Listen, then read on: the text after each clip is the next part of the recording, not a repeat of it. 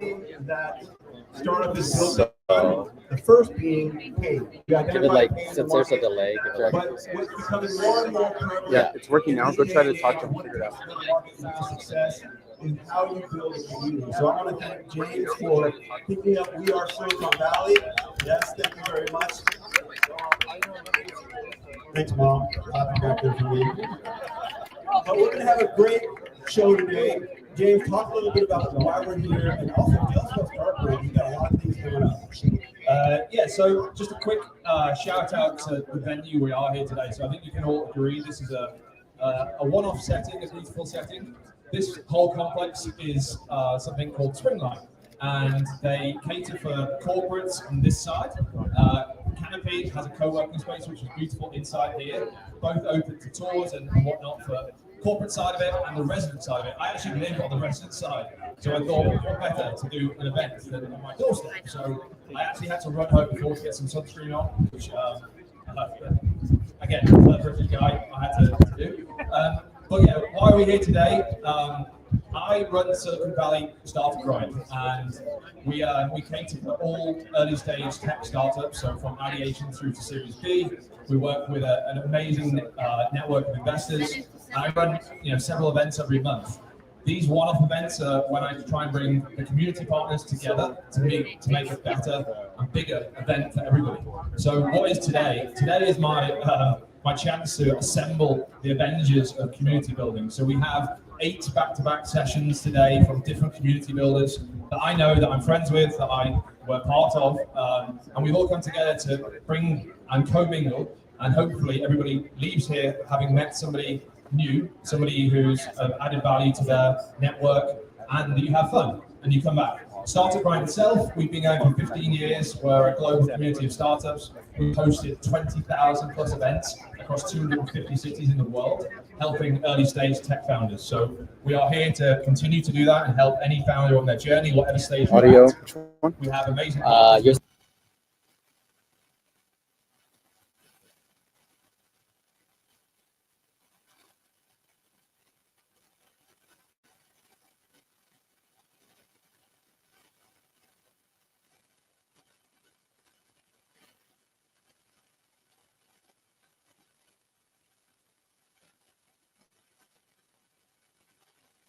Here for James. Thank you so much, James. And once again, I'm your host, Brian Sparks. I'm going to be introducing to you a ton of great people throughout the day. We got 8 panels, but I want to bring up my co-host, Kat. Come on up here real quick before we bring up our first panel. I'd like to give a hand for Kat.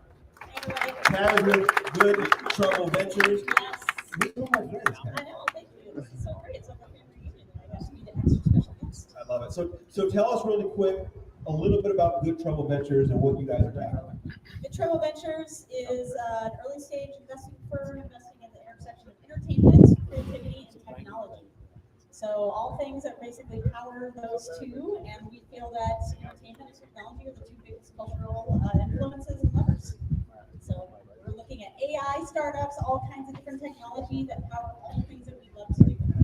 Yeah. And so all day we're going to again be looking at the insights on Silicon Valley. We're going to kick off our first panel right now. So I'd like to bring our first panel up. And then for those of you, so come on up. So those of you who know me from Silicon Valley Impact, it's on 92.9 FM in the South Bay. Yeah, thank you very much. The 2 people who are listening to it. And also on Apple and Spotify and iHeartRadio. You know the way I do things. I don't do bios. I do all impromptu. And so what I've done is brought up 3 brand new best friends. And I'm going to let them give a little overview of what they do. But really what we're focusing on at the top of the hour here for about 20 minutes is insights into investing. So we have 3 investors up here, and we're going to kick it off with a little overview of their perspective. And if you have burning questions, don't be afraid to throw up your hand. I want this to be organic, so if you just got like, hey, I got something, don't charge the stage. I'll freak out and I'll jump in the water or something. I don't know. But just throw up your hand and I'll get to you. So we're going to roll through this. Kat, you already gave your intro, but Daniel, go ahead and give a quick little intro about who you are and What's top of mind for you? Awesome, thank you. Sounds good, Brian. Nice to meet you all, and this is such an incredible venue. I'm really so happy that the sun's come out. Everyone should get their hats. I had to get one. I didn't wear my sunglasses. My name is Daniel Chen, and I currently lead VC-backed M&A at a publicly traded software company called Constellation Software. But for the past 15 years, I've been in the early stage venture ecosystem. I'm a former VC-backed founder with an exit. I'm also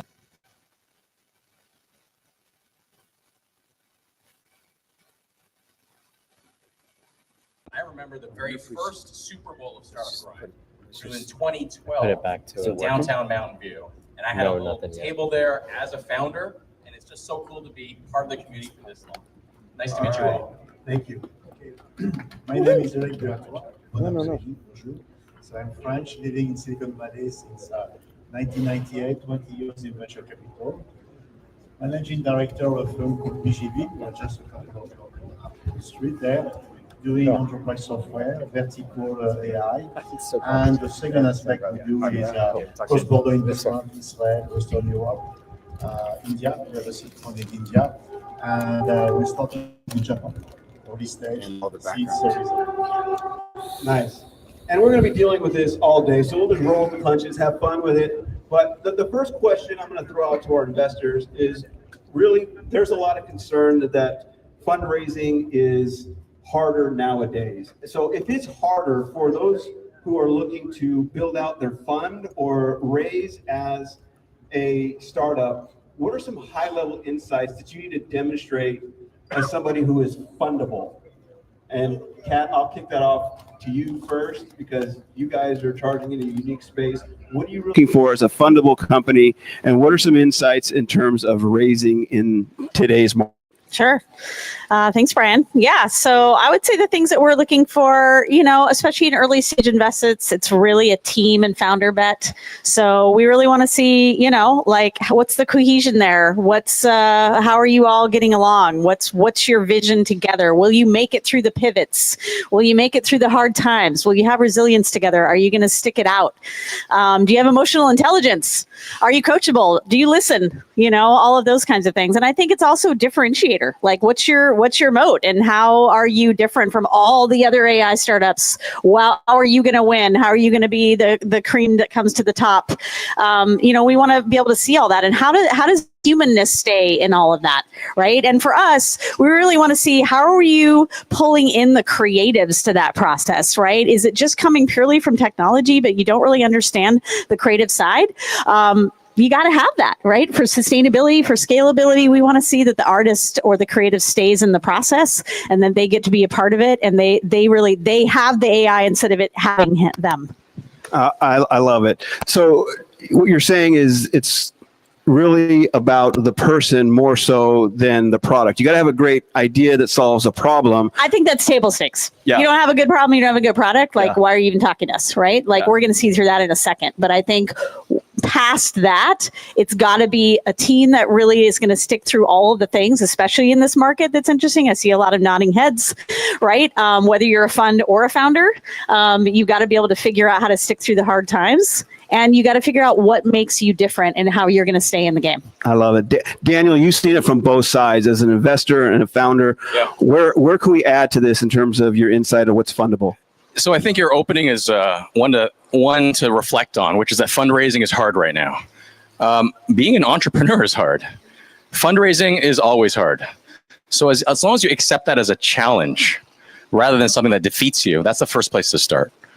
The second mindset to have that I think about from the founder perspective is almost a framework for what gets investors excited. And it's beyond what your deck looks like, what your problem is, what the space is. I actually have 4 things I want to mention high level. It's personal passion, connection to the space, traction, and social proof. If you can demonstrate an index that's high on a personal connection, whether that's an investor who has invested in the space that you know really well, or that has some form of connectivity to who you are as a person, that's similar to what you were talking about, creativity and the humanness of it, that's necessary. That's really important because you're asking investors to bet on you. you're asking for a leap of faith, of hope, and that transcends things that show up on your deck.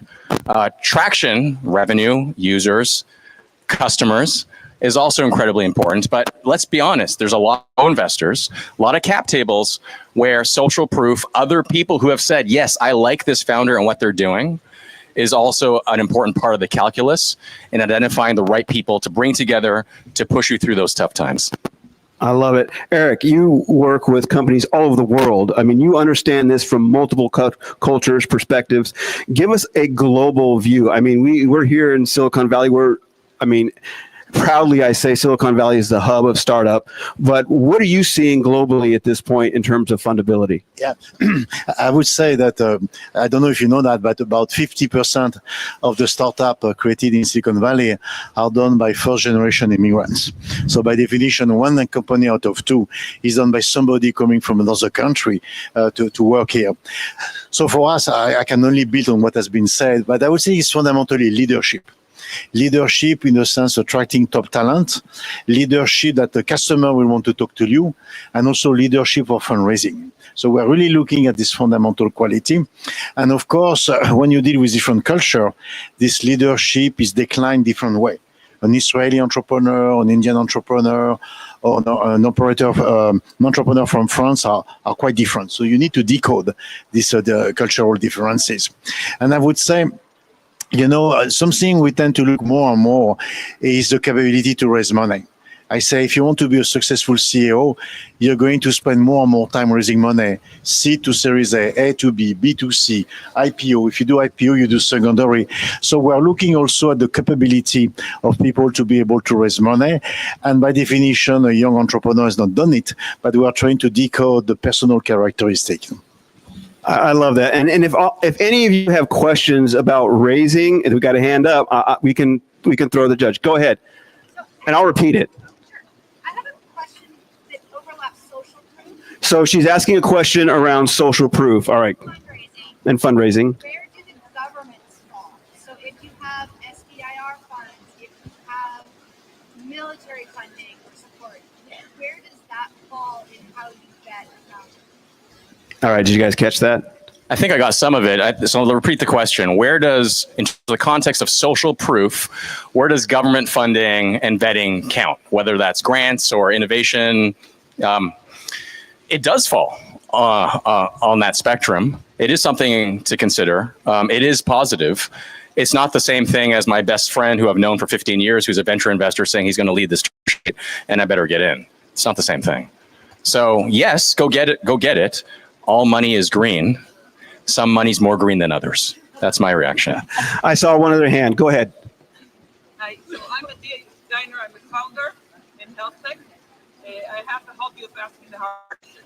Okay, go ahead. She's got a hobby of asking the hard question. All right, brace yourself. Some of the things we hear from investors is they want founders that are coachable. And then people invest in people like Adam Newman, second time. They tell us they want revenue and recurring revenue. And then they invest in quantum computing. I'm a physicist. I can tell you it's not a busy space. So help me understand these gaps between what we said and what we actually see in reality.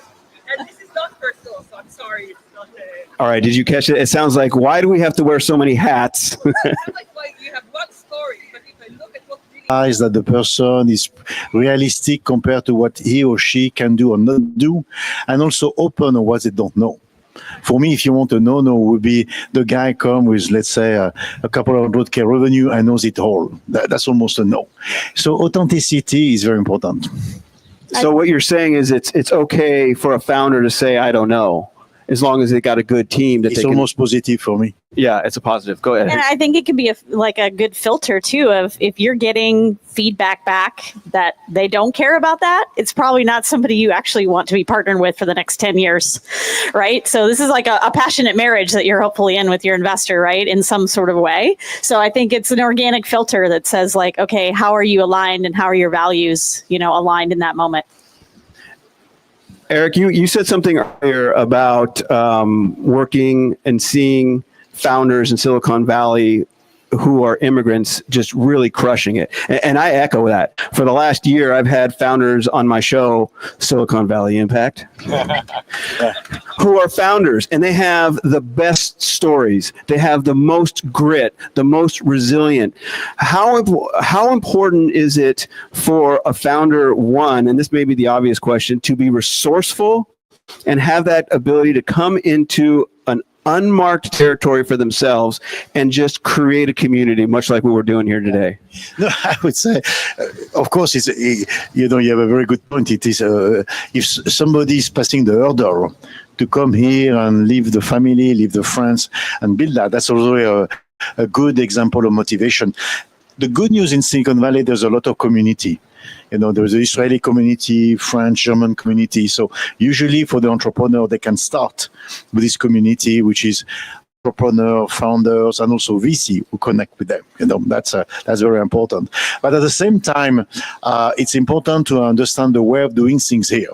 So it's a little bit a kind of a two-direction. Double down on your own community and culture to get a base, but at the same time, try to learn how things are done there. I think talking with an accent is not a problem, look at me, but understanding how Silicon Valley is working, then you have to do it. Yeah, I think one of the greatest insights I've learned from immigrant founders is how they've come here and built, but not only taking that experience and seeing it from multiple perspectives on how to build outside the U.S. So if we're building in Silicon Valley, we will also want to scale. So having those partnerships and insights are very important to us all. Insights in terms of building community. What is a early stage founder and an investor really want to prioritize in that early stage? Daniel, Kat. These are softball questions. I hope I'm not tripping you up. No, this is good. I like it that way. I think community, you touched on something really important, which is around leadership and authenticity, which I see as both kind of intertwined the same thing. The best leaders are the ones who are authentic with themselves and genuine and self-aware. And that's not easy. That's not easy. So I think the concept about community, I found a lot of value as an early founder in communities like this with other founders. I had a weekly lunch where we get together and shoot the shit about the pain of the week, whether that was fixing a cap table problem where I had an investor who was indicted for IRS fraud and going to jail before I was getting my term sheet signed. This was bringing back PTSD, guys. But it was having those other founders who were going through that the same mentality that was more important. It wasn't about what to do. It wasn't about what agreement to sign, what lawyer to use, what I should do. It wasn't about that. It was about being vulnerable with others who could be vulnerable with you along that same journey and having mentors to look up to and work with. And those mentors aren't seasoned people, it's your peers also. And I think that's really important as part of this community. And here in Silicon Valley, we're blessed. It's almost everywhere. Just show up in a coffee shop somewhere and it will appear if you're looking for it. So I think that's my response. I wouldn't say I built a formal community around it, but I know a bunch of people in this audience who are part of my community, and I appreciate that. It wasn't done with a label. I think what I'm hearing from you and Eric, and I heard it from Kat too, is you got to have the emotional intelligence to know what you don't know.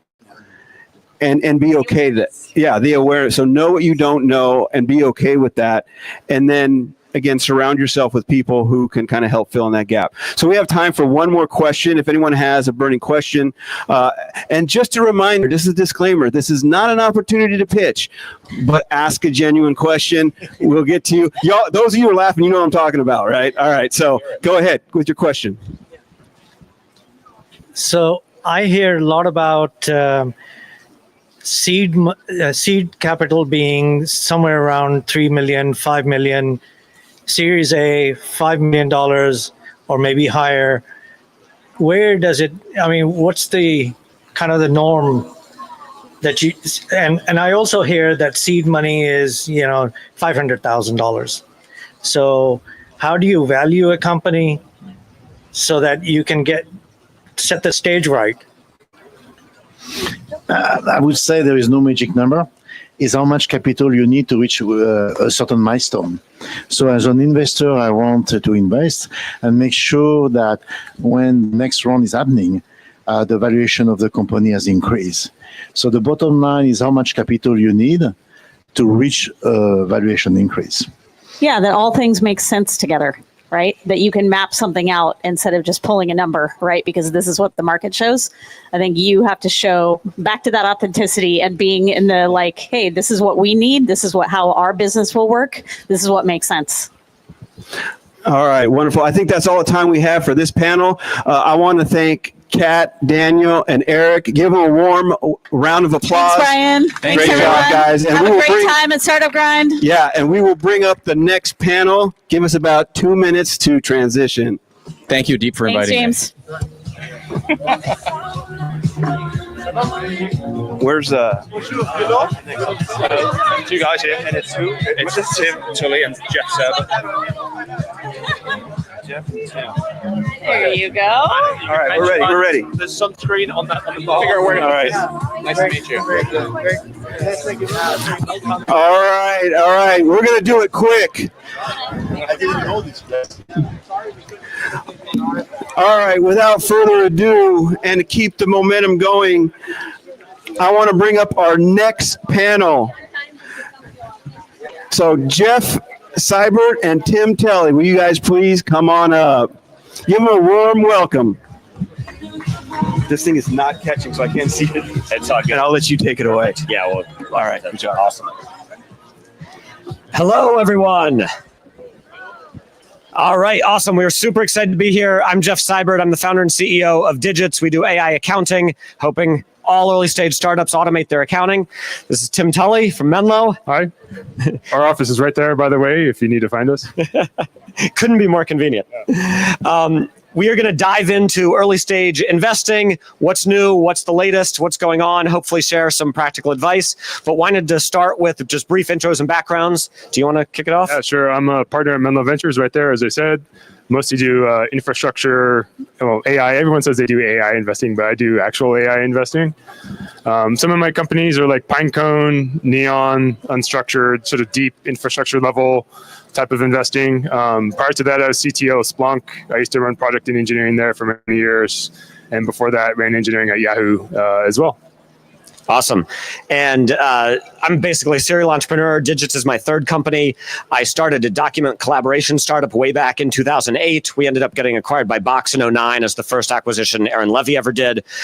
Then started Crashlytics in 2011 in the mobile developer tool space. We made it easy for app developers to understand where their apps were crashing. We got acquired by Twitter in 2013.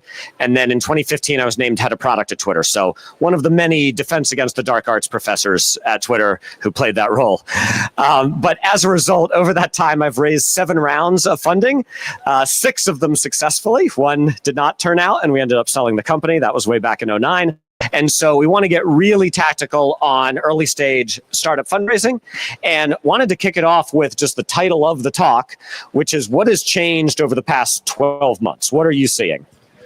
Yeah, to be honest, very high-priced rounds. That's the honest answer. I think there was a little bit of a dip towards the end of like middle of 24 or so. Prices came down a little bit, but a lot of AI startups, as you can imagine, sort of chasing either foundation model stuff or platform level things. And now really it's all about agents. So everyone's building agentic companies to basically do everything. And I think we'll get into what an agent really is, but extremely high prices and really fast moving deals that are happening very, very quickly. I mean, we're one of the larger institutional investors that likes to sort of take our time and be a little bit more methodical, and we want to see the numbers and the data and do references. And it's getting a little bit harder to do that and sort of take our time because things are just moving so quickly right now. Totally agree. And how do you stand out? I mean, venture itself is actually very competitive, right? What sets Menlo apart? Yeah, we have this sort of all-in culture where all of our partnership sort of works together with the companies. We go really, really deeply. We don't sort of spray and pray and do 10 investments per year. We do 1 to 2 investments per partner per year. And so by doing that, we're just really locking arms and holding hands with our founders and going, really deep into the company and really becoming thought partners and thought leaders. And I have some strange habits, like I'll code for my companies. So like I throw a lot of PRs at my founders and other companies that I'm chasing. So that's sort of a unique play. But we're just really thoughtful and we try to be as close to our founders as possible. That's awesome. And so let's talk about agents, because that is sort of the hot topic here. You have a very, I guess, specific definition of agents, or how you think about it. What is that? Yeah, I have this like cynical response to that. I think it's sort of like an LLM in a while loop with asynchronous execution. That's the best way to describe it. I think most people think agents are these like sentient beings that can sort of think on their own, and they're like these independent execution entities, and like I just don't see that. Really what it is the sort of like next wave of how web services are going to work. The long running web services that can do a lot of work at one, in one shot. It's really, really exciting for me, but I'm just a little bit concerned that we're sort of overthinking the definition of an agent. I do know you guys have a lot of agents, and maybe you should talk a little bit more about your company, but I'd love to know more about how you guys use agents in your architecture. Yeah, so we do AI accounting. We run 18 different models in production, all orchestrated. They're all doing sort of specific aspects of the accounting process, because accounting is overall very arcane, very complex. And so you want to break it down into the smallest task possible. You don't just tell an agent, go do the accounting. Like, that does not work. It's not going to know what to do. But if you break down the problem, it can actually get to be very, very reliable. And so we've been running agents in production for well over a year now. And one of the use cases I'll just share is, let's imagine you're running your business and a new transaction comes in that's totally novel. And by that, I mean, your business hasn't seen it before. Maybe it's a restaurant just opened down the street, right? It's a brand new vendor and no one knows what it is. This is a super common problem in accounting. What does your actual human bookkeeper do if this happened? They go and start Googling it. And what does an agent do when it encounters a novel transaction? It literally goes and starts Googling it. And so, yeah. I mean, you guys were pretty early on the agent train, and we didn't, by the way, we didn't plan this part of the talk, so I'm just going off script a little bit, but like, I was kind of curious, like, how did you know that agentic architecture was sort of the future of how the company had to be built upon? Like, how did you know that was the future, essentially? So it wasn't agentic specifically, it was ML specific or AI specific. When we started Digits in 2018, the entire premise was to bring accounting into the machine learning age. We got very lucky with it all being rebranded AI and hyped and so on. But we built our ML team 5 years ago. And so we've been training internal models for over half a decade, and it's basically like trying to continually push the bounds. When we started realizing agents could be a thing about 18 months ago, our team started building out infrastructure. So we don't actually use any of the OpenAI agentic stuff or anything. It's all internal infra. But we have our own Golang code that, you're right, is basically a while loop. And it's like, okay, what task do you want to run? And we expose a whole bunch of tools to the agents, and they pick the task they want to do, and they run that tool, and then they think about it and choose the next one. And we started prototyping with it, and it worked. It was like surprisingly good. And it was patterns like this of the agents deciding to do things that were similar to what a human would do in that scenario, that we were like, okay, this is something to invest in, because obviously we can scale the agents out considerably in a very cost-effective manner. Awesome. Yeah, that sort of, that matches. And I'm really excited to hear that you were so early on the train. That's awesome.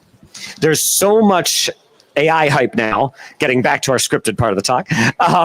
There's so much AI hype now. I'm sure you see countless pitches. Everything is going to be AI for X. As an investor, how are you sorting through like what is real, what is hype? Like, how do you look at these pitches and decide? Yeah, I mean, I'm an odd bird in a lot of ways. Like, I'm really an engineer who's investing now. So what I do honestly is I download their code and I use it. I deploy it. I check to see if it works. I kick the tires on the APIs. I sort of put my engineering leader hat back on and ask myself, is this something I would have bought? And I just use the hell out of it as much as I can. And then just I'm very much a people person as well. So I'm looking for that blue flame just burning inside of the founder, and I'm looking for does it feel like they're waking up every morning like just dying to run through a wall to solve this problem? And they've just been thinking about this problem for quite some time. And you can sort of test that by just probing and just asking question after question after question. Like, you can very, very, very quickly sort of tell who's actually doing it for the wrong reasons. Yep. Almost immediately. But really, it's like that blue flame, and you can sort of test it. And I feel like I built a little bit of a neural net in my head to sort of detect when that exists. Yeah.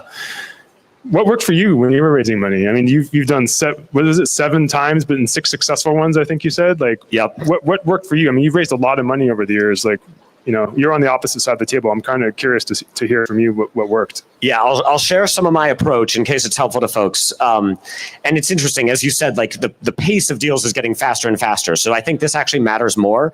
To me, fundraising is a psychological exercise. You are basically trying to create this environment of inevitability of your success. Right? You are telling this story as the founder of this business, this product I'm making is going to be successful. That is inevitable. And you as the investor should get on board with me early if you want a great return. Right? Like that is the takeaway you want to leave them with. And then it's how do you give all the evidence to sort of back up that story so that it's not just hype and fake and so on. And so what I've spent a lot of time thinking about is like, what is the story arc on your different meetings with investors?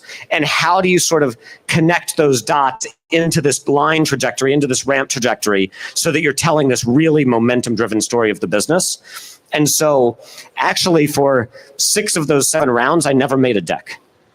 And it was very, very precise on like email outreach or intros on here's a couple sentences of what we're doing. And then I would try to meet as many of the investors as possible, not at their offices, but at a coffee shop or somewhere third party, because you're used to being in your office, particularly pre-COVID, and sitting there in the boardroom looking at the PowerPoint and then saying no. And so I was thinking, how do you break the investor out of that pattern? And then it's okay. Being able to have the conversation very fluidly without the construct of a deck allows you to very quickly hone in on what they are most interested in and spend all your time on that part of the pitch, versus a challenge with a deck is you often get stuck going through your narrative and most investors won't be interested in half of it, but you don't know which half. And so by freeing yourself of that confine, you can just really tailor the pitch. The challenge is the burden on you as the founder. You have to know the business code, the market code, the competitor's code. Like, you don't have a deck to go reference. And so it's a much higher bar for you to prepare for. But if you're able to reach that bar, then you can actually really start to control the narrative. And how did you know when you found the right investor? Like, what were you looking for from investors when you partnered? It varies on every single round. I would say, because I've started 2 companies out here, 1 company I started in Boston. The East Coast, West Coast dichotomy is definitely there. Like East Coast investors tended to be far more conservative, numbers driven. They wanted to really review the fundamentals. The West Coast investors, obviously people vary, but like broadly much more vision driven, big picture, is this going to work? What could this look like at scale? Distribution focused, et cetera. And so sort of tailoring your pitch to that.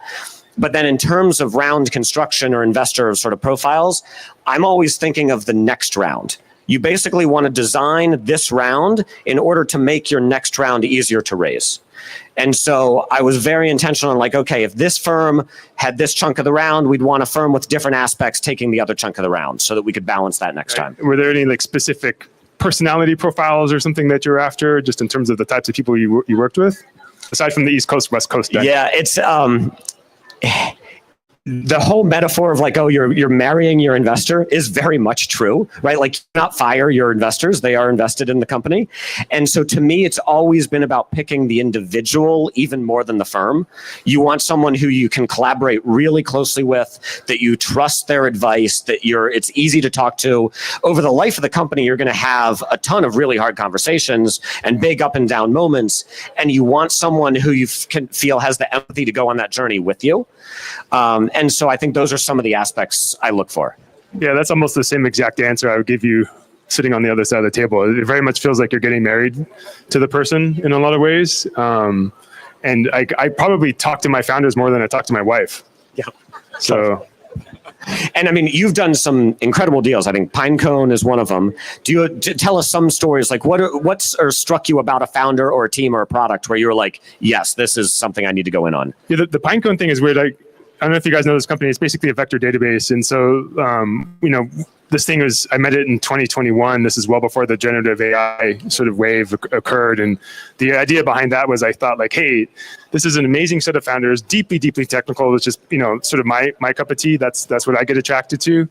And I thought like, hey, these guys are going to solve the semantic search problem. And the future of all search is going to be semantic search. And like, that would be great. It'll be the next Elastic, and, everyone's going to be very happy and make a bunch of money. And it turned out that it worked great for this thing called RAG. And so if I were to sit here and tell you that honestly, I could predict RAG was coming and, generative AI was going to be this huge thing and Pinecone would be at the heart of it, I'd be lying to you. I couldn't say that. But it was just a bet on a great piece of technology, great founders, amazing PLG motion going to market, and just something I felt like I had to be a part of right away. I mean, I knew the moment that I saw that piece of technology and I used it that I was going to invest hell or high water. I was just going to find a way one way or the other. There's so many stories where you would think like, oh, in retrospect, it was so obvious, but like Airbnb was not obvious. Twitter was Odeo, a podcasting company, right? Slack was a game.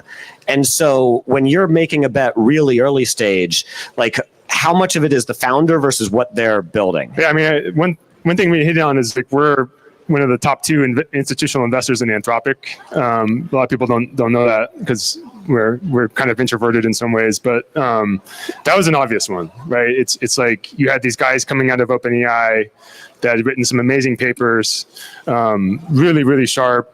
When we first met Anthropic, it was basically a Slack chatbot. Like there was no APIs, there was no Claude. I mean, the Slack chatbot was called Claude, but there was no Claude.ai. And so the bet was, hey, bet on amazingly brilliant people. You could feel that Claude was going to be a great model through Slack, but it was slow as hell. But that's okay. That's another example of this where it's just immediately obvious, like you had a special set of founders at the table and you had to be part of it. That's awesome. What's your approach to winning deals? Yeah, it's also weird.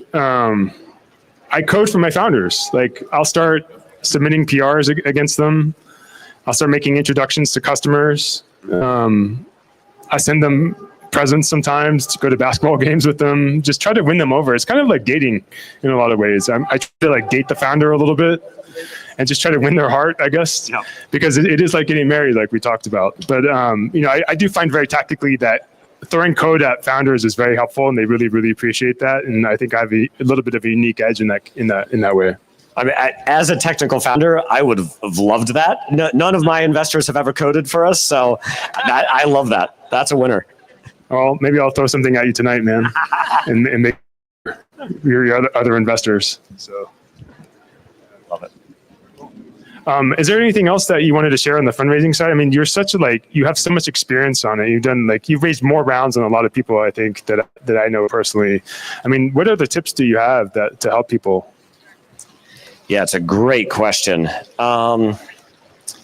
Have investors sent any gifts to your house, or what are the unique tricks that investors use to try to win you over?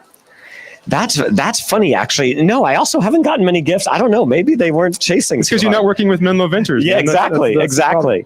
No, there's definitely just funny stories about different firms. So our Series C for Digits was in 2021 when everyone was raising big rounds, and we at the time had no need for the money. We had 4 years of runway, but I sort of looked at the space and I was like, oh, everyone's raising big rounds. Like maybe we should raise a big round. And so I went out and talked with a bunch of folks, and of course talked with SoftBank, and we did end up doing a round. And it was very interesting because for SoftBank, you have to meet Masa. But it's during COVID, and so you can't. And so it was on Zoom. And so you have 30 minutes with Masa on Zoom, giving a demo of what you've built. And that was it. He was like, we don't usually do this, but I like it. Okay. That was the end. And then they issued a term sheet.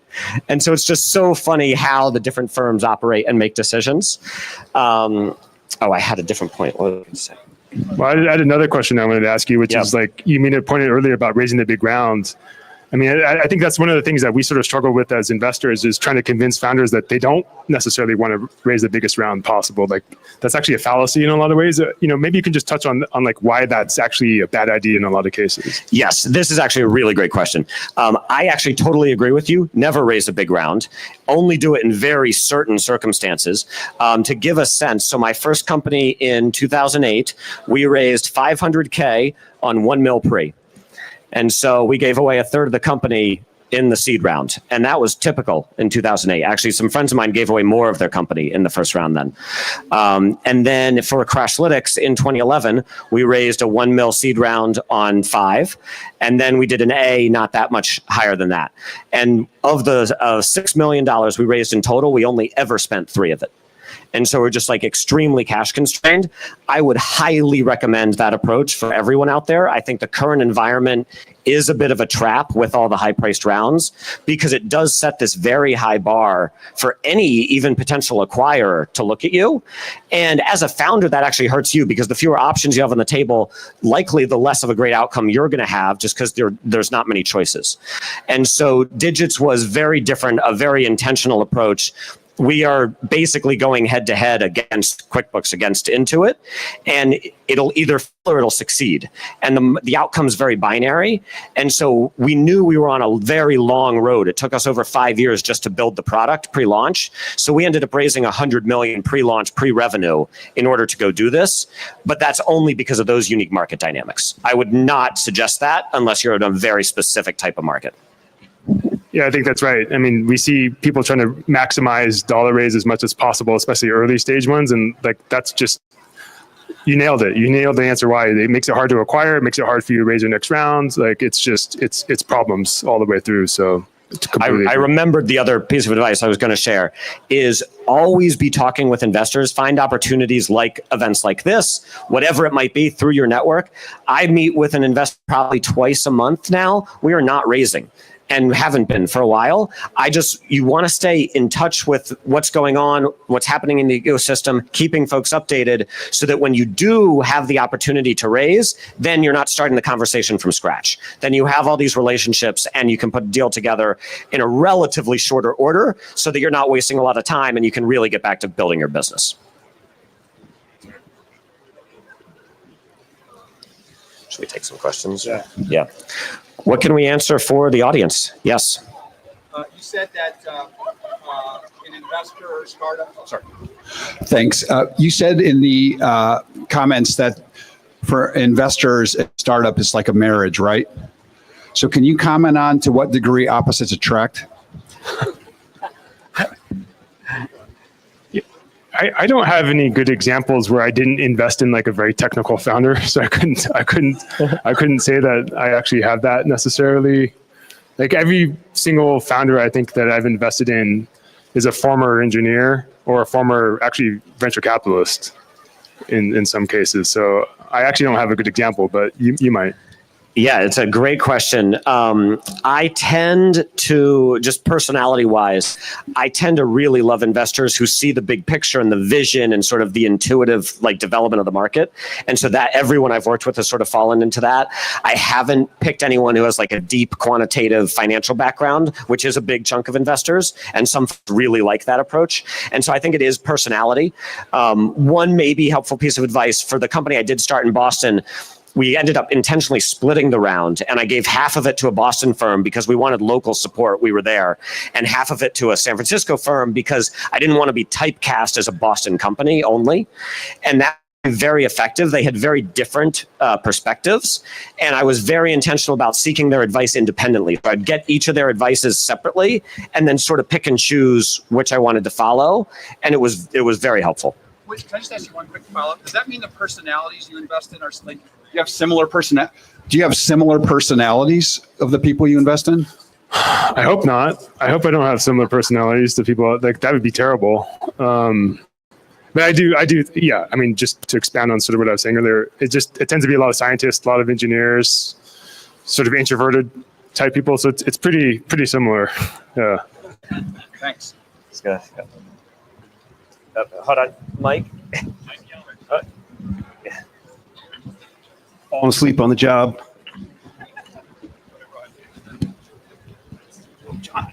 Hi, I'm John. I'm the CEO of SalesBricks. Had a question for you guys in your relationship as investor, entrepreneur.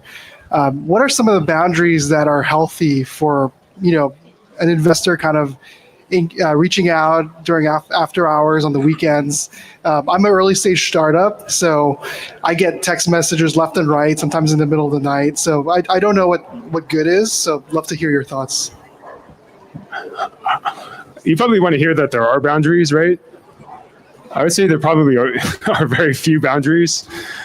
Like I said earlier, I probably talk to the founders more, talk to my wife. I was texting one of my founders last night at 12:30 in the morning. He texts me on the weekends. I think one of my other founders was texting me during the middle of his wedding. So like, it's just, I try to be there as much as possible. Like I don't cross over. I don't show up at their house and do strange things, obviously. But like, it's like a marriage in a lot of ways, and I try to be there as much as possible. And if someone texts me, I'm probably almost immediately responsive to the founder right now, to be honest. So, I don't have any policies like don't text me on Sundays or anything strange. It's almost open door policy at all times, to be completely honest. That's probably not what you want to hear, but that's the honest answer. Yeah, I'd agree. I've texted with our sort of lead investors at all hours. I've had more of an issue with this with angel investors actually than professional VCs. I think with professional VCs, there is like just a little more understanding. Like I may not respond immediately if it's a crazy hour. I have had angels get very demanding. And so that sort of shifted my mindset. And I started selecting for angels who were more hands off. And it was like, I'll reach out to you when I need your advice. But yeah, I think you do want a pretty open relationship with your lead investors. Hey, if you want to hear something really gross, there's a company I'm on the board of with my wife, who's also an investor. And we were simultaneously texting our founder at the same time, sitting on the couch next to each other last night, not speaking to each other, but talking to the founder. That's fantastic. All right, let's do another. Questions? Oh, nothing. There's one more. There we go. Question. Really good question. So it's been really inspiring to hear you guys speak. I just wanted to hone in on what is the biggest misunderstanding about the relationship between a company raising at different points in the life cycle of a company. What is the triggering things that should lead to how much you should raise, how much you should be valued up?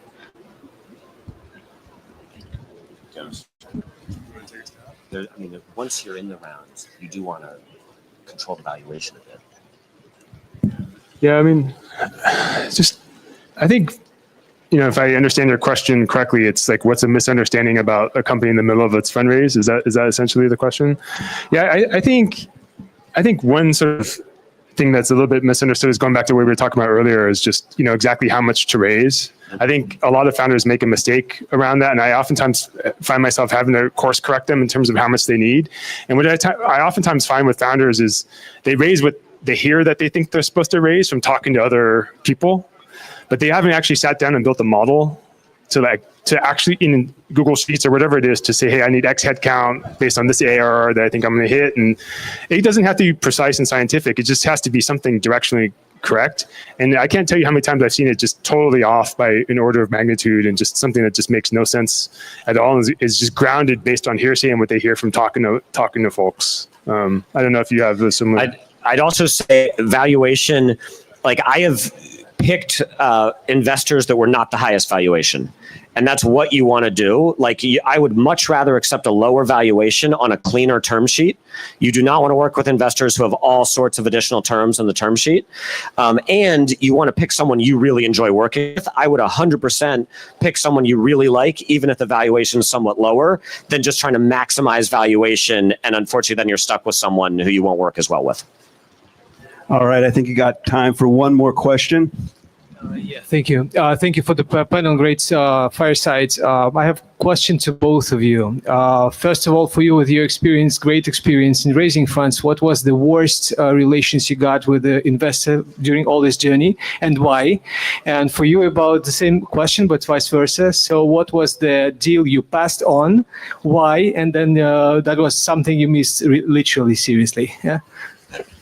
So I sort of referenced this. It wasn't one of our lead investors, fortunately, but it was one of our angels at Crashlytics. Basically, tried to assume that we were responsible for reporting to him like every week, and sent us all this stuff, and we had to like fill out all these things. And I was like, this is actually detrimental to the company. Like, we don't have time to be doing this. And I finally just deleted him from the update emails. And so like we didn't talk again. But yeah, you just have to like set some boundaries, and like particularly angels, you need to be value add, not value detractive. Yeah, I mean, I never had like a pretty close look at this company, so I wouldn't say I passed on it necessarily, but I like purposefully didn't go chase it down which is oftentimes what VCs do, is you have to go find the founder a little bit, is probably Cursor. And the main reason I didn't go chase it down is you guys all know what Cursor is, I'm sure, but like I didn't chase it down because I thought like, okay, well, this is a VS Code clone. As a developer, you have to like rip my IDE out of my cold dead hands, and there's no way like I'm going to switch from VS Code to something else. Like I couldn't get on board with the idea of it. And if it was only like a coding agent, I would be okay with it, but it's become much more than just like a coding agent now. It's because of the advent of MCP, which you guys should definitely go research as much as possible if you're not familiar with what MCP is. It's becoming like this like desktop operating system for MCP in a lot of ways, and like I wish I was in it. Yeah, that's the answer. Awesome. Thank you so much. Thanks, Jeff. Yeah. All right, Jeff and Tim, let's give it up for our panel. Great job, guys. Thank you. Great panel, man. I gotta have you both on my show. If you're ever in Silicon Valley, we're right here. Yeah, I'm gonna reach out to you guys. Okay. All right, so we're going to keep it rolling, and I know all of you are starting to feel the effects of the sun, but it's starting to go behind the building, but it probably couldn't go back there soon enough. So if you want to get up and get some water, please, nobody's going to judge you if you're cycling in and out. Wait a minute, I didn't yell fire. Make sure you all don't go at once. But before we get to the next panel, I want to bring up John of SalesBricks. John, you want to come up? So a lot of these networking events are made possible through some of these startups that become sponsors. And one of the great ones is John of SalesBrick. So John, I'll let you introduce yourself and talk a little bit about what you're doing. Thank you so much. Great to be here. I'll make this quick. I'm the founder and CEO of SalesBricks. We're changing the way that software is bought and sold. So if you guys are founders, you typically send contracts, PDFs to your customers. We help you send digital contracts. So the digital contracts close faster. We make you guys get paid faster. We processed over $250 million of ARR since we started about 2 years ago. And we're changing the way that software gets bought. We're bringing the Amazon checkout flow to the B2B SaaS business. Thank you. Great job. Thank you, John. SalesBrick. And if you want to connect with him, go ahead and meet with him in the back. They're doing a great service. All right, before we bring up our next panel, I definitely want to start to introduce all of you to some great people who make this community so strong. So periodically throughout the day, I'm going to bring up some of those people. So I may be tapping you and say, hey, come join me on stage. I want to introduce you to my new 200 friends. The person who is probably top of mind, one of those that I want to bring up, who is someone who's close to me and I think is an amazing individual. I like to bring up Mr. Nick Larson. Come on up, buddy. Nick has a great show. He's got Silicon Zombies, and you definitely got to connect with this guy. But Nick, tell us a little bit about what you're doing and what you got going on later, because you're doing a panel. For sure. Awesome. Thank you so much. Yeah, so we're Silicon Zombies. We bring you the best brains in the Bay. We love smart people. In fact, we're streaming right now. So if you go to YouTube or if you go to Twitter or X, whatever, you can check us out here. And we've got Brian, and we've got all sorts of great folks. So definitely tune in. And also we've got Jonathan Brill, who's he just wrote a book called Rogue Waves, and he's an AI futurist. He's a brilliant storyteller.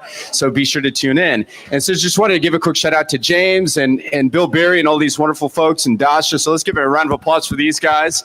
And thanks for being here in the beautiful canopy. Well, before you go anywhere, that was well said. We're going to bring up our next panel moderator. So Bill, come on up here and join us. Bill's going to be Wild Bill. Wild Bill. Give him a hand. Come on up, a buddy of mine. Yeah. What's up, brother? Yo. So Bill's going to be running the next panel. Bill, tell us a little bit about Ignite and what you're going to be talking about next. All right. Hello, everybody. Days like this makes me proud to be a Silicon Valley native, right? This is such a beautiful setting. Thank you, James, for setting this up. A little bit about ourselves. Some of you may know us through our events. We do a lot of events. Last year, we did upwards of 60-something events. We led a third of those, but the rest, we did events like this where we really supported our community partners. course. A little bit about Ignite. We are a GTM advisory firm. Our focus is in the B2B deep tech side of the world. Anything touching infra, anything touching AI are projects that we're really interested in. We also have a fund of funds, which is our investment arm. The idea is in one investment, you'll get exposure to 20 VCs and over 400 startups. So happy to be here today. And we're actually, I want to ask David Goldman from Celesta Capital to come up for our fireside, where we're going to start talking about infra. A real quick show of hands. Who here, from a startup perspective, is running their applications on the cloud? Quite a bit. How about data centers? Anybody running in data centers? Okay, great. Very few, right? There's public, there's private cloud. So what we want to do today is we're going to talk a little bit about infrastructure. It's the picks and shovels, but I think we're going to dig deep, but we're going to make it really fun and understandable. So hopefully this is of value to you guys. As we're talking though, if you guys have questions, just raise your hands. We'll answer them at the backside, okay? But the more hands that I see, the more time we'll save for questions, yeah? Because otherwise, I think me and David could talk about infra for like an hour, and you don't want that. You don't want that. So I promise understandable. I don't know about fun for everyone. Yeah, exactly. So let's get started. David, why don't you start with an introduction? Sam? Yeah, let's sit down. Great. So I'm a partner at Celesta Capital. We're an early stage deep tech fund here in the Valley. Been investing for the last 12 years, about 100 startups, 76 still active. And we invest in companies that are building their company around a technology innovation. So that means usually semiconductors, systems. We do about 2/3 hardware, 1/3 software. Infrastructure software and AI are all huge areas of focus for us. Okay, good. And David, I know that you and I met a couple months ago, and then it was when you talk to another person that has deep infra experience, we just start geeking out. We got really excited, and then so I'm really happy that you joined us today. So there's a lot of confusion right now. There's a lot of the hype, especially in the startup communities, right? We're taking a look at the Gen AI layers, and we just take for granted that the infrastructure layers will always be there, right? So what I thought was really interesting in talking to David is that he has a model, and it happens to be a model that we're also presenting in a lot of our events. But why don't you help describe kind of the different layers? How do we organize the applied and infrastructure and all that whole universe? Yeah, absolutely. So I sort of think about AI as having these 4 distinct layers. So really at the base foundation is the infrastructure.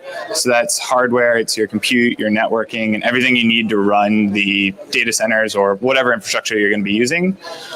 A layer above that is the tools that you need to build the models, then the models themselves, and the applications on top. And so really where I think we're focusing this conversation today is that base level on the infrastructure. And it's really important, I think, today, that's where most of the bottlenecks in innovation are. I mean, if you were to ask, Sam Altman or Dario, what would be, you could snap your fingers, what was one thing you could have, they would all say more compute. And that could either mean more computation or better efficiency from the infrastructure that they have. And that can come through different hardware, different software, a bunch of different directions you can take it. But universally, I think they'd say that the bottleneck is in the compute. Okay. And then let's dig into that a little bit more. So when you say compute and you say infrastructure, but what are kind of like all the other major pieces around that?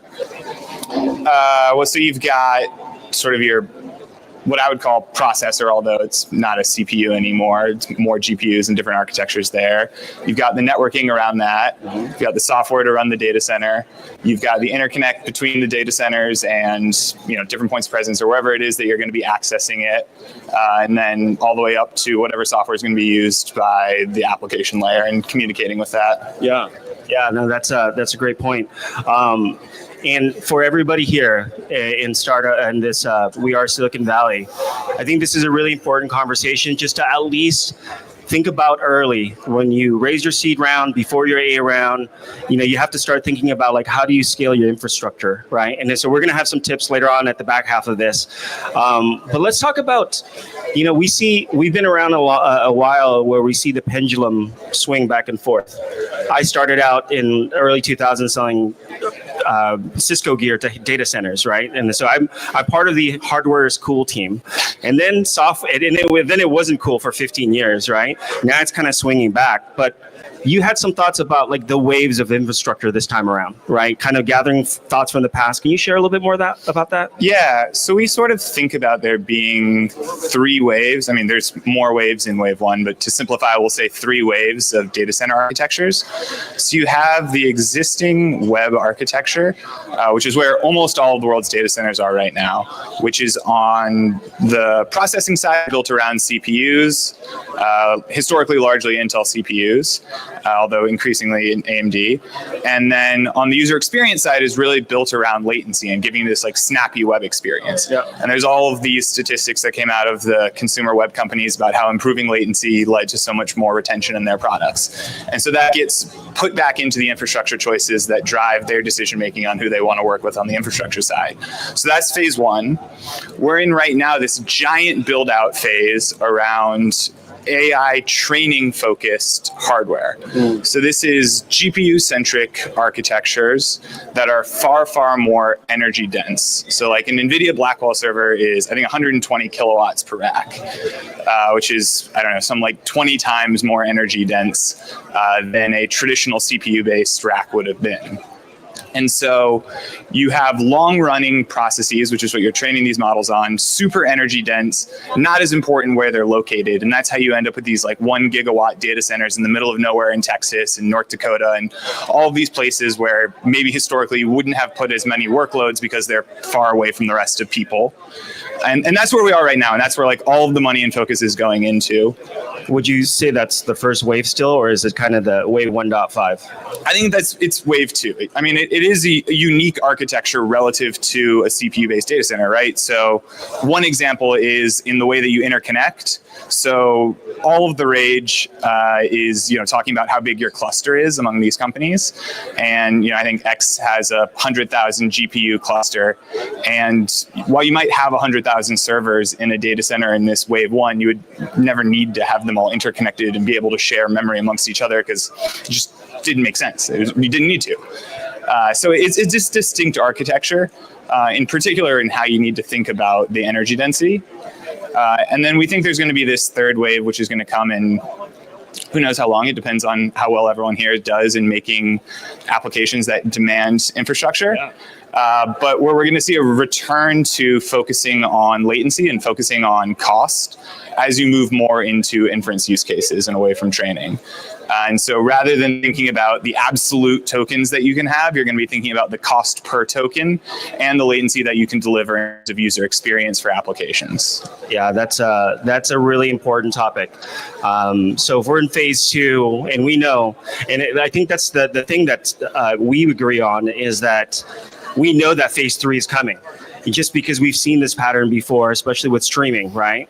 We started building these data centers a long time ago that was like these monolithic, these are huge, and 2 in the east and 2 in the west, but then they weren't efficient to deliver content. Look at the like Netflix example, right? So what David is referring to is now we're building these monolithic, it's got to be big, it's got to be GPUs, and that's all the hype right now. But what we're seeing is it's going to shift, right? And then so when we talk about inference and edge, can you give a little bit more color around that? What does that really mean?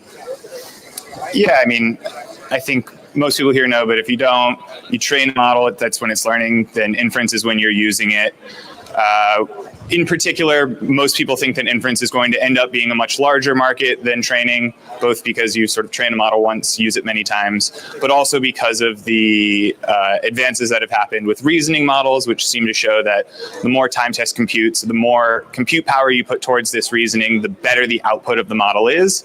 And so there's a lot of trends that lead us to believe that inferencing is going to be even larger, and ultimately it is where people access the model. Like at some point you do need to make money from these things, and inferencing is the way that you're going to do that.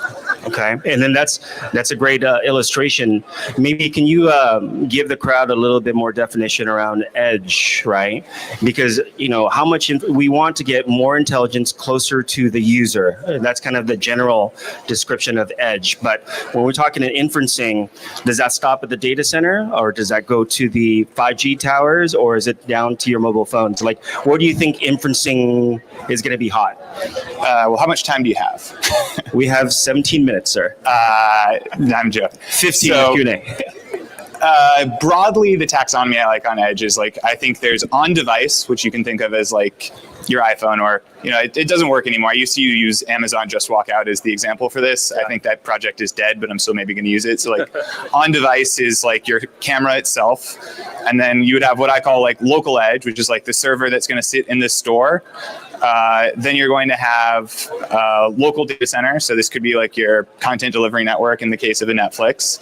And then you have broad data centers. So something that might be in Data Center Alley in Northern Virginia.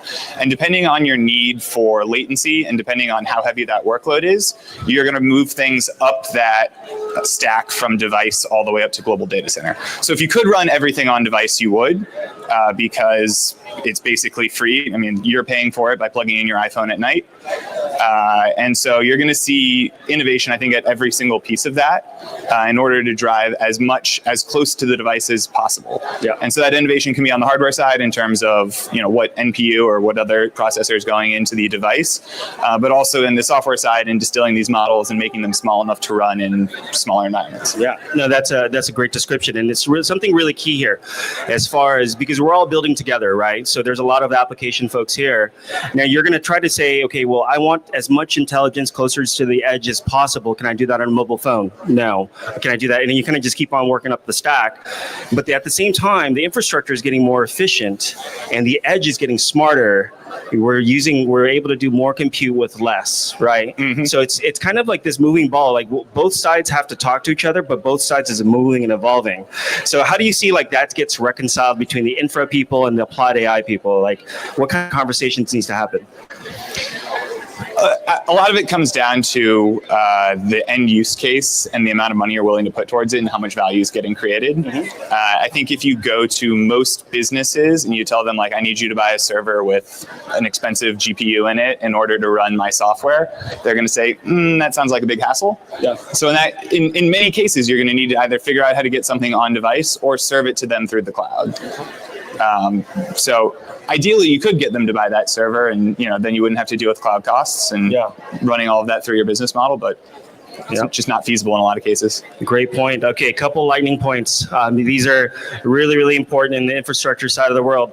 We know that the next big bottleneck is going to be around data centers and energy. Any insights on how that's going to shake out over the next few years? I mean, I wish I had a crystal ball. There's two big problems on the energy side. One is supply chain. So last 20 years, energy demand in the US grew at 0.5% CAGR. And then estimates are for the next 10 years, it's going to grow at a 20% CAGR. And that's probably the biggest difference you could possibly have in a market between two different growth rates. And so you have this entire ecosystem of companies who are built for a low to no growth industry suddenly tooling up for insane levels of growth. And you get shortages. And then the other side is on regulation. So there's some 1,000 projects in the interconnect queue, which is the wait to connect up to the grid in the US. More than half of them entered in the last 2 years. Average wait time for those is 5 years. But if they were all approved, we would double electricity generation in the US. Yeah. And so on the one hand, I mean, I don't want to comment on politics too much, but on the one hand, if you say we're going to lower the barriers to connect to the grid, that could speed up that process. At the same time, if you get rid of the people whose job it is to review those and make sure that everything works, that's going to slow it down. And there's a trade-off between those two in terms of government efficiency and deregulation. And who knows where we're going to end up in that trade-off. So Dodge is going to be involved one way or another. It seems likely. I don't know. All right. Wait, let's double click real quick because I think a lot of people are curious. We're hearing we need a lot of energy, right? And then so the conversation is around alternative energy, off grid. What's your thoughts on micronuclear? Is that a possibility here in the U.S.? Look, I'm not an expert on it. Nuclear fission is a process that works, that we know how to do. A lot of the questions are around what level of risk we are as a society willing to stomach and what degree of investment people are willing to put in. I think if you told Microsoft or any of the hyperscalers, I can guarantee you demand for your services for the next 20 years at X level, they would absolutely get it done to make micronuclear work to serve those data centers. But since no one can actually guarantee anything for 20 years, I think you're seeing a lot of commitments, and I don't know if all of those are going to come through. Yeah, I think this last week Microsoft canceled some contracts, right. And it only probably means they probably found a more efficient way to do something else, right? So, what about on the chip level? So everybody here knows NVIDIA, we know AMD, but then last year it felt like through our AI Infra Summit, it was like chip wars, right? Like everybody had an acceleration platform. You're either friends with NVIDIA, frenemies with NVIDIA, or you're trying to displace NVIDIA. What's like, if you take a look at the next 5 years in that space, what's the winners and losers and what's the patterns around that? Yeah, look, there are a lot of companies in this space. We're investors in some of them. We're tracking a lot of them. I think broadly, if you want to go directly at NVIDIA, you need to have a systems level strategy. People who are buying NVIDIA today aren't buying it for the GPU, they're buying it for DGX. It's the GPU that's with NVLink and InfiniBand, and they have an amazing reference design and it all works. And CUDA, obviously. They have an amazing reference design and it all works, and you can put it right into the data center and build out quickly. And you saw AMD spend a couple $1 billion on ZT Systems to get that systems level capability in-house. And so if you want to go directly at NVIDIA for the big workloads in data centers, you have to have a system strategy. I think there's a lot of people in this market who can succeed without going right at NVIDIA. You don't need to make $20 billion of profit in order to be a successful startup. And there's lots of other markets where there isn't as much movement. So you can broadly think about it like where there is really rapid changes in software happening, like maybe at the frontier of LLMs, people are going to default to general systems because they don't know if it's going to change tomorrow and they don't want to pick something specialized that doesn't work with the tomorrow's version.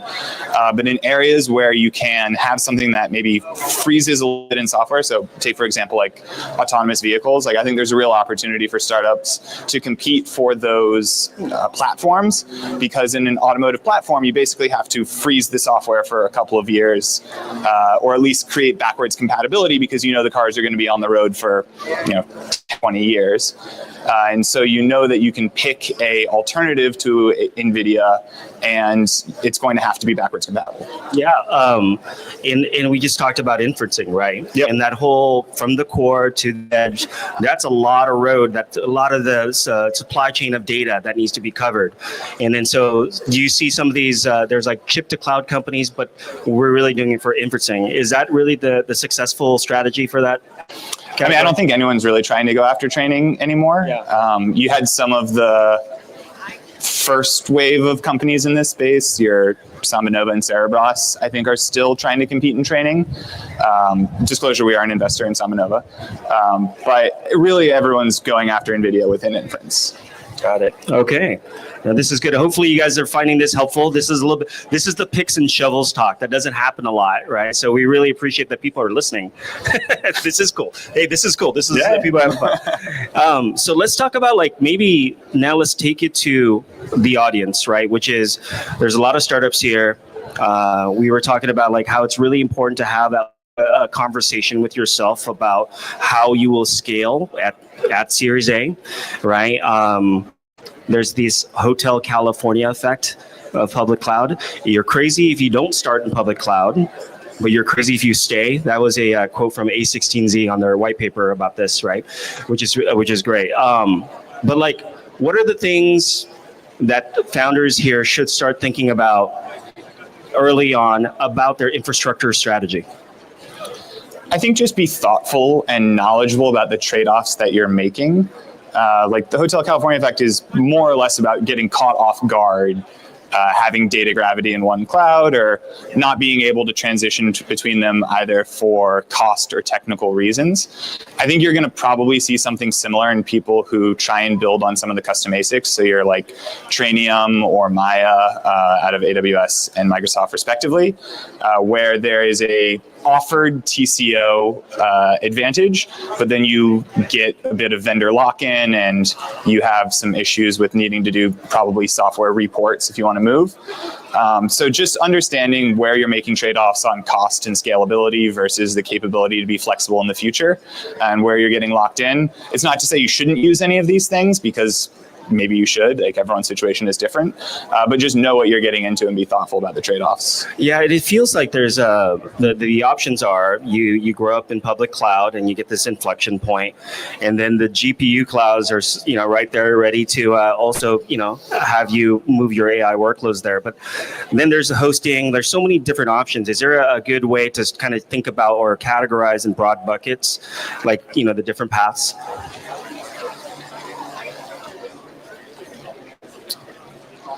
I'm not sure I understand the question. Yeah, so I guess when you get to a certain point, you hit that inflection point.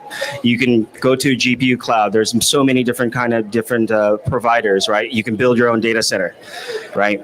For those that are thinking like, when I say build your own data center, it doesn't mean you're building it. Meaning like you're building your own private cloud within a data center, right? What are kind of the key maybe signals on the founders should think about that really drives them towards, hey, I need to have my own data centers? Yeah, I mean, I think the things to be thinking about, like cost, obviously, how predictable your demand is. So if you're, for example, in a regulated industry where every customer I onboard is going to have to go through a certain flow, I'm always going to be growing in a way that I'm like able to predict and map out months in advance. That gives you a lot more capability to control your own infrastructure. Whereas if tomorrow you might break out and 1 million people are trying to use your product and you can only support 100, you would have really wished you were in public cloud at that point. So predictability of demand. And then I think the uniqueness of what you're working on. I mean, if you're doing something that's completely optimized to a specific type of hardware, I would prefer to own that hardware myself rather than be relying on someone else, because I don't want changes in their architecture to affect the way that my product runs. Fantastic. Now, for the other side of the room, the investors, I heard the question is like, how do we discern hype from substance, in the applications layer? Now, for infrastructure, if there's investors here looking to invest in infrastructure, what are top 3 things they should be mindful of? I think first is that right now everyone is talking to everyone. So when you're talking to a company and they say, yeah, we're having a discussion with, and I'm just picking names out, I'm not, Microsoft, we're talking to NVIDIA, we're talking to AWS. They're talking to everyone about everything all the time right now. And so there's not a lot of signal in the fact that they're talking with you. And just keep that in mind. It may mean something, but it may not. I think, unfortunately, it's not an area where you've seen a lot of first-time founders have huge success, or when there is, it's oftentimes because they're working with experienced founders or experienced investors. Just because oftentimes in hardware, the iteration cycle, if you screw up the first time, requires so much money that it can kind of make it difficult for you to survive. It's not to say it can't be done. Love to see it when it is, but that's just tends to be an observed trend. Yeah. All right. Let's open it up for questions. Is there anybody have questions for myself or David? Sorry, when I say first-time founders, I mean people doing this thing for the first time, not someone who's doing it in a startup for the first time. If you've been doing it 100 times in a big company and now you're doing it, You know what? That's a really good distinction, because in the application side, with a fresh principle, you can create anything, right? So you have younger, newly grads, creating really awesome stuff. But infrastructure, like, having a gray beard is like the first bar to be able to kind of really understand the depth and the history, right? So do you really kind of look for that for certain founders? Yeah, I mean, if you're going to do, for example, semiconductors on the leading edge, and you're going to spend $20+ million on your mask set, I want to know that you're going to get it right. It's not just a concept. It's going to work. All right. So, any questions from the crowd? No. Any questions? No. Oh, we got one. Thank you. Hi. I see a lot of people making AI hardware, and I can think of other applications for that, but the guys making the hardware never want to talk to me. You invested in Sambanova. Can you introduce me to people there? Yes. I mean, I don't know who you are, but we could talk about that. We could talk. Yeah. You had a question about energy. Besides the energy infrastructure that is being built right now, maybe we might want to consider actually is industry thinking perhaps putting it instead of just middle of nowhere in Texas, perhaps putting in Canada where they actually have a lot of energy right now, or some other places where there's going to be surplus of energy that is going to be happening. Do you see a fundamental shift on compute power moving to different locations altogether? Great question. Yeah, no, it's absolutely happening. I mean, you're seeing it in Saudi Arabia. I mean, Korea just announced a 3 gigawatt data center park. I think you're seeing people flock to wherever they can get energy, whether that's rural Texas or, there's a trade-off in sort of stability. Like, I'm not sure yet people are going to go to some of the less stable countries that have energy, like your Kazakhstans, for example. But certainly places that are U.S. allies with relatively stable governments. I mean, Canada, I think, meets those criteria. We were friends with Canada until last week. So yeah, no, and then the only thing I want to add to that is, a lot of the requests that we're seeing is for infrastructure within the U.S.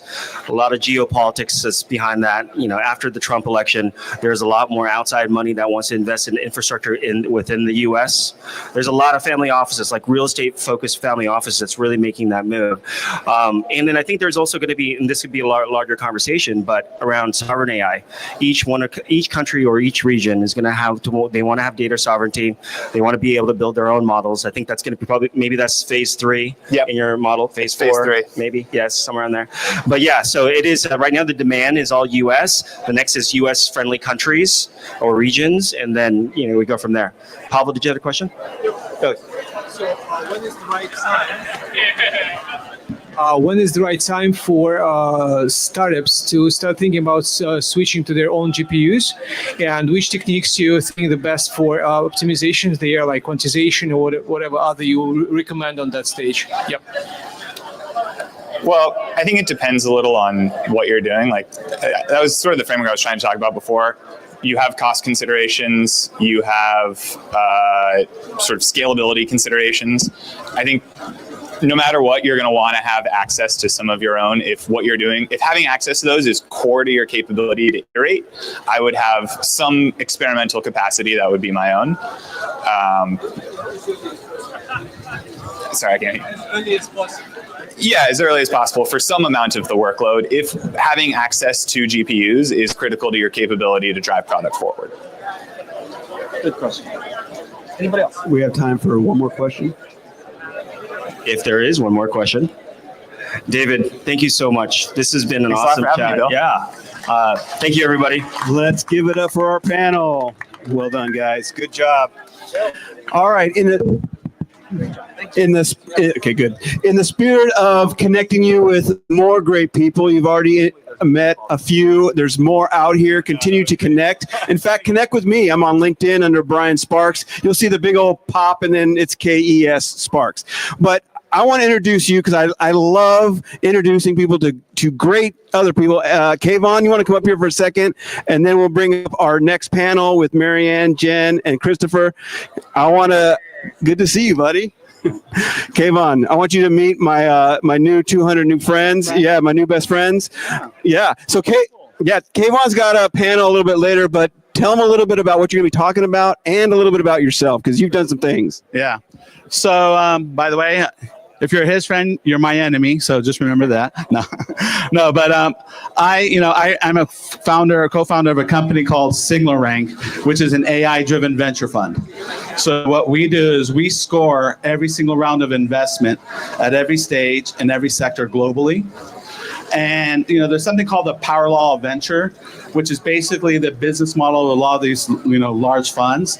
So our algorithms identifies where the power law of venture is being applied to their best portfolio companies, and we go in those deals.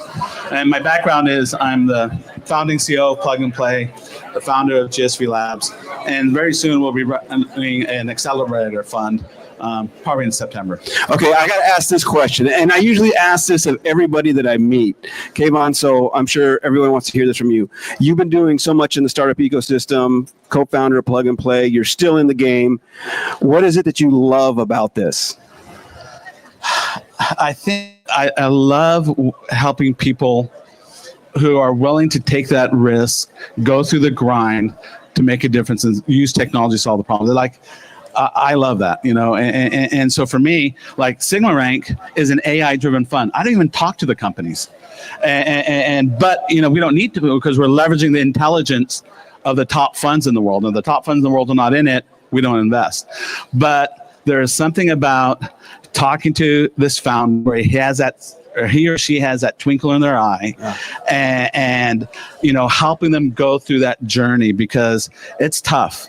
And I just like to be able to contribute whatever I can to help those founders. Well, I love what you're doing. And I love asking that question because even as I asked it to Kayvon, his eyes lit up and the smile came. But hey, thanks for joining me on the stage. Thank you. Let's see you guys in a little bit. Okay.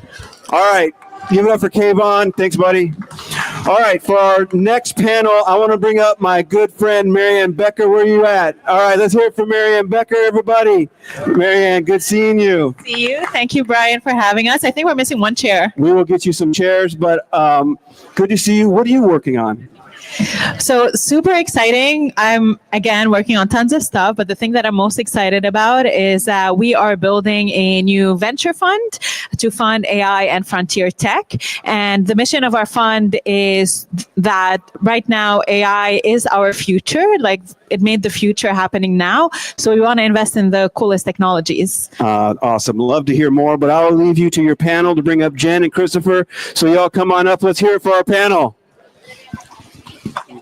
Oh, thank you, Brian. Yeah. All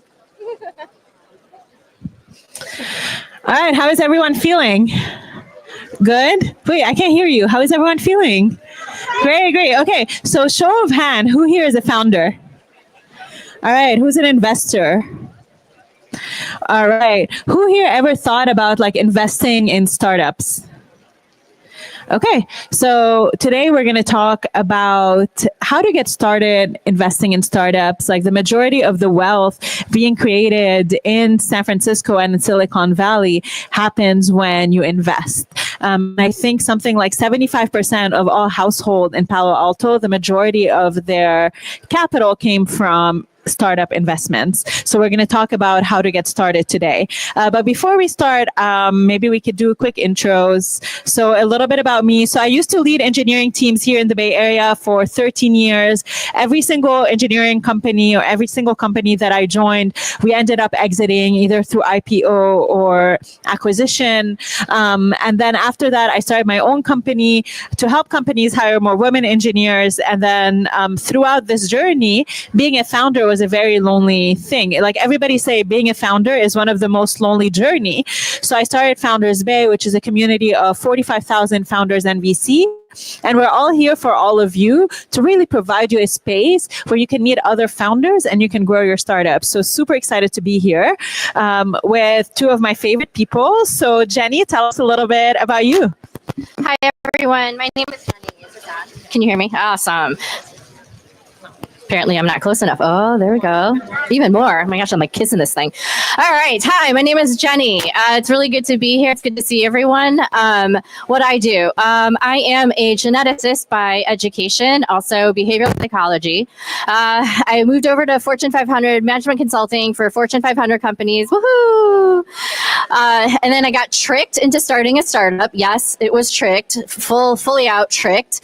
And then now I have moved over to the dark side, we invest in companies, and I also lead an early stage accelerator. What is it called?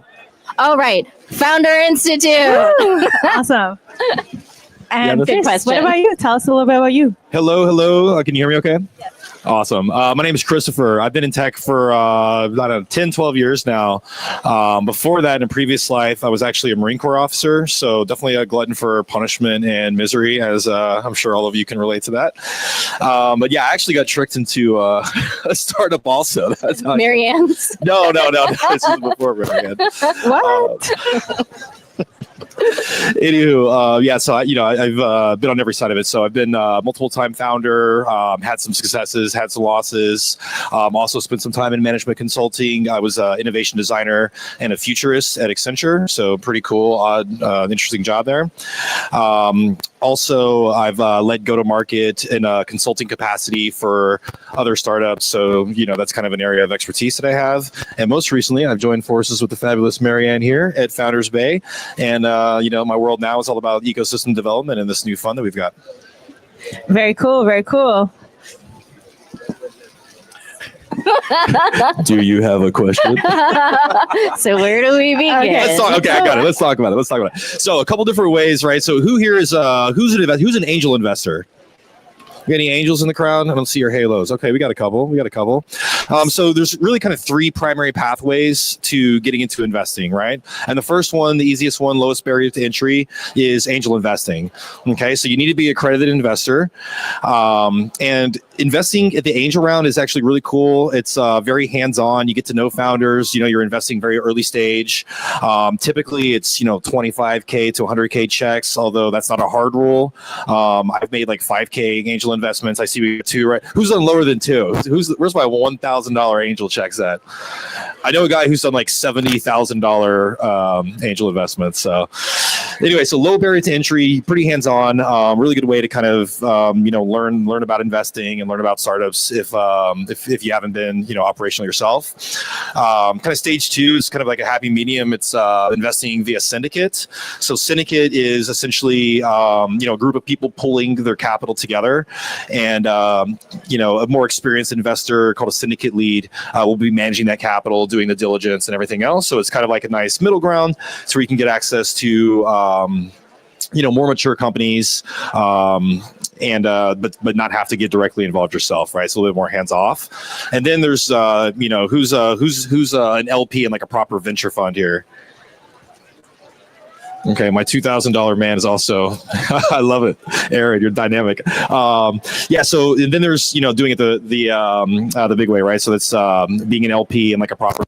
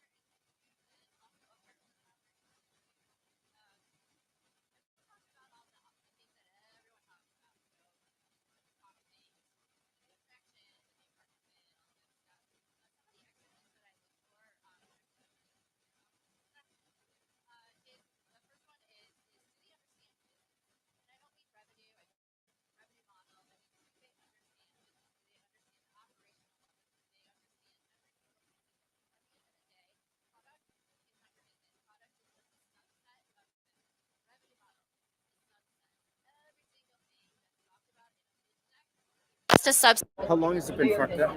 And so knowing the levels. One example is I can't use to subsidize. So with a user mark that I protected in my together.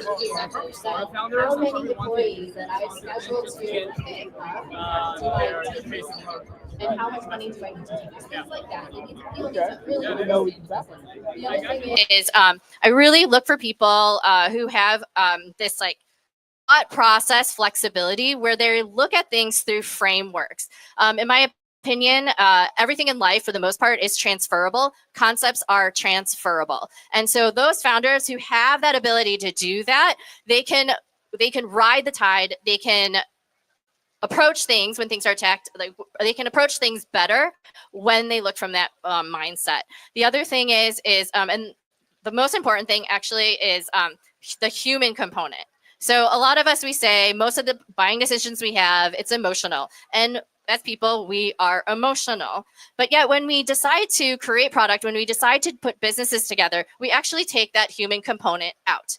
And so people who are able to see that, an example that I have is when companies are looking at competitors, one of the things is they look at the competitors in own compartments. But at the end of the day, we as humans, all of our time is already allocated for. There's not a moment in the day that we don't have allocated. So all of these new products that are coming to Bay, the founders also have to think about what thing do I need to usurp in my current user's life that will make time for my new product, or even just trying out my new product. The one thing that I think leaves, especially for those of you who want to be angel investors or whatever, the one thing that I'll leave with you is, as much as all of the things that we can say, rules of thumb and all these different things, I'll leave you with this. The one thing that I always keep in mind in the back of my head is Fred Wilson. He turned down Airbnb. He regrets it. He has their cereal box in his office because he regrets it so much. The human component of that was the founders, their GTM monopolized on high demand, low supply. And what he was stuck on is he couldn't wrap his mind around, God, do I really want strangers coming into my house? Yes, that is a huge factor. But again, if there is high demand and supply is incredibly low, you might be able to overcome that barrier. And so their first go-to-market was finding the places of towns that were having conferences. And so the hotels, whenever there's a big conference, hotel prices increase. There's not enough hotel rooms, et cetera, et cetera. So they hit those places up and told homeowners, for this empty room that you have, for this house you're not going to have, what are your thoughts about making $500 a night? Done. And so they were able to overcome that mental human barrier by applying human things. Awesome. Thank you. All right. So we have a few minutes. I do want to open it up for questions. So anyone has any questions for us here about investing? All right. Okay. So yes, what is your question?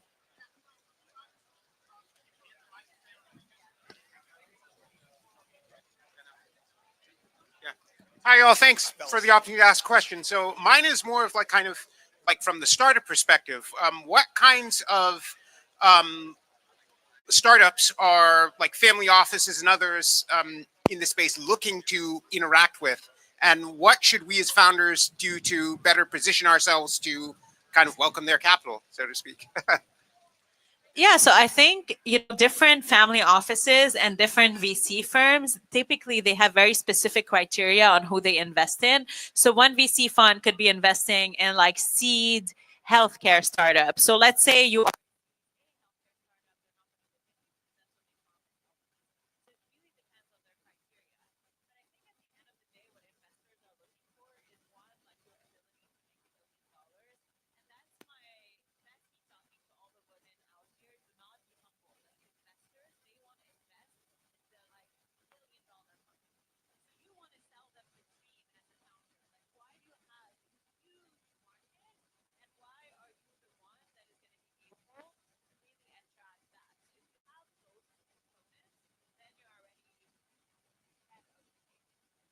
I'll add on just one real quick thing. Kind of like the connective tissue. When you think about it, the connective tissue you want to look for is investor, founder, market match. Right? Connect all three of those things and you'll be in good shape. All right, good question. I think we have time for one more. Okay, all right. So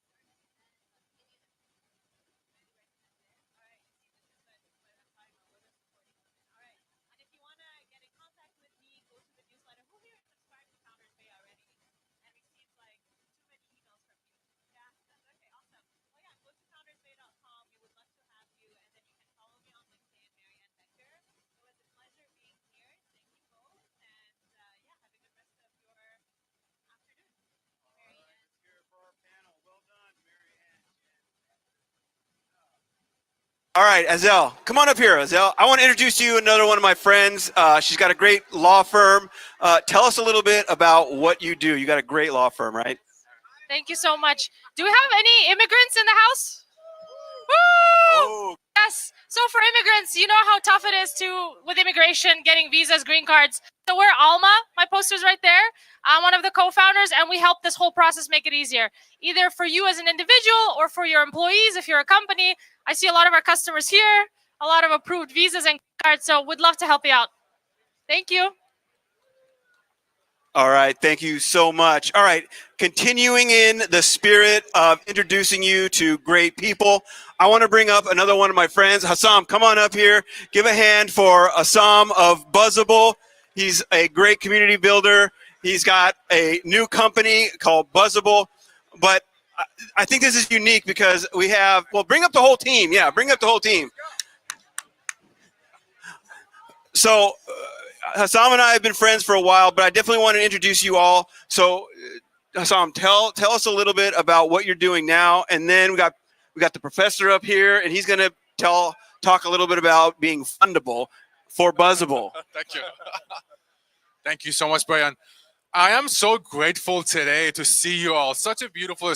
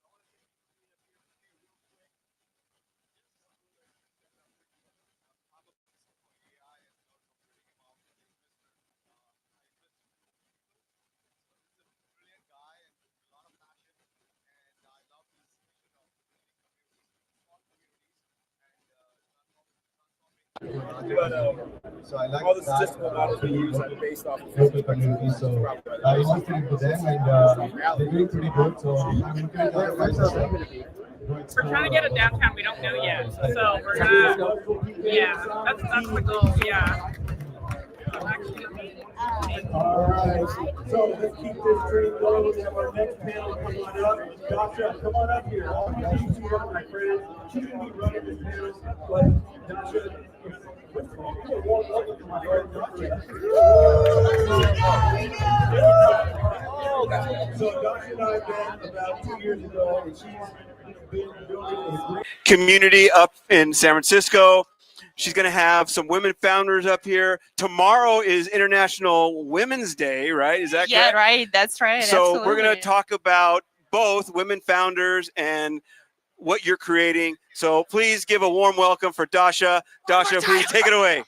Woo! Thank you so much. Hi, everyone. And let me invite my speakers to the stage. Come on, Sharon, Gwyneth, come join us. So let me give everyone a mic. And James, can we have one more chair? Gwyneth, okay, you have. Sorry, a little org moment. Whoop, whoop.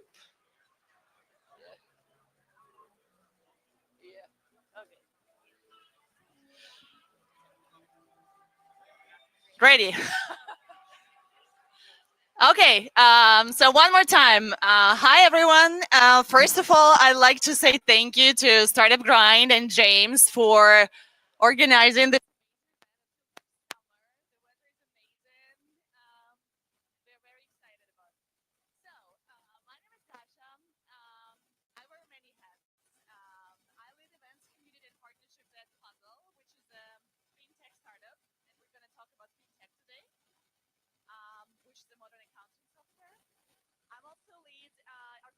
WomenTechMeetup. It's a community of 10,000 male founders and women staff, and we host monthly events in New York City and Miami.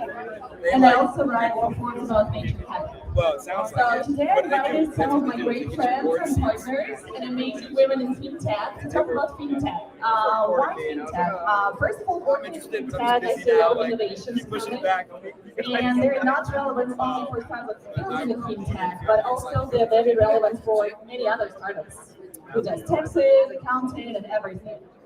Do we have any startups here building FinTech? Charles, how's it going, Charles? Anyone How you doing, bro? How's your service? Not bad, not bad. Yeah? Let me connect with Natalie.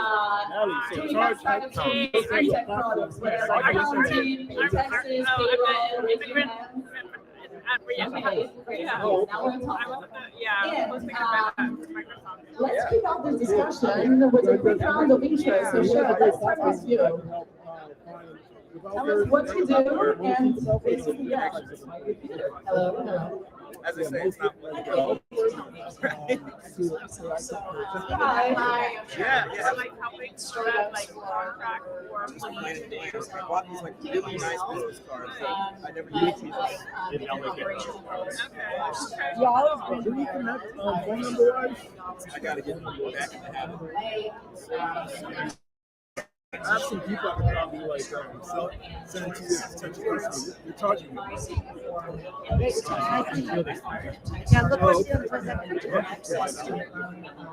Access, banking as a service, the whole list. I'm from Sharon. Is amazing. We work with Spirit Puzzle a lot, and if you ever need any help, she's great. And thank you, Sharon, with us. Thank you so much. And first, I want to say shout out to Founders Institute. I actually did Founders Institute. You want to learn how to pitch? That's one of the best things that they work on. They also help you with many of the pitfalls as you build your business. A lot of like customer validation, and questions. So I can't say enough nice things about Founders Institute. I also want to recognize International Women's Day. How many people know there was only 50 years ago? We deserve that, yeah. But most people don't know. There's only 50 years ago that a woman could get a credit card. I'm gonna try to hear a message. Before that, women could get credit cards, and women actually couldn't even get a mortgage without a man signing. I can't hear it. So we've come a long way, and my name is Renee Gordon. Yeah. So it just randomly pop back on again? No, it's actually really good. I know, right? We have no audio. For others, if you have FinTech and you have debt, please come see me. What's innovative and novel? We're of course digital first, and we enable consumers to take access to credit building products as an incentive to repay their debt. We also have personal financial management tools, including rewards, really focusing on financial resiliency, which right now is going to be a big deal. Okay. $18 trillion of outstanding consumer debt, $5 trillion just in non-mortgage products, and credit card delinquencies being the highest since the Great Recession at 7%, and Gen Z leading the pack. So we have a lot of work to do in terms of our credit and debt world, and that's going to be something, of course, we'll talk a little bit about, but excited to be here. Yeah, amazing. We also have our third panelist, and she's struggling with a little bit of traffic, Kelsey from Aura Finance. There she but is. I think, oh, here we go, Kelsey, right at the time. Yeah, traffic is really bad today. I should admit that I spent like hours trying to get here. So Kelsey, come join us. So then I want to intro you, so you will do your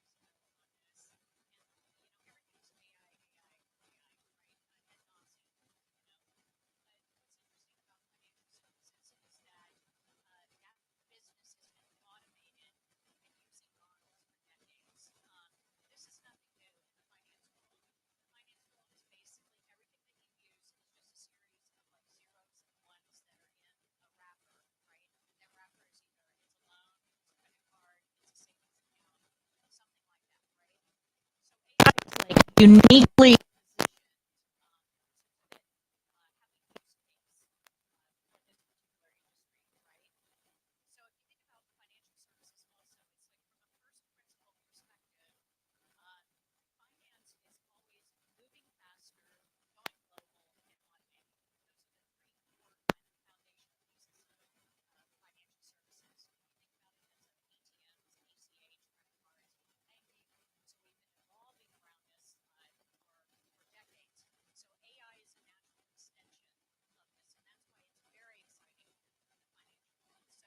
it seems natural for us to be extending AI into things like underwriting, customer service, of course, we've heard about that ad nauseum, but also like fraud prevention. So that's why if you're going to talk about financial services, it's probably AI everywhere.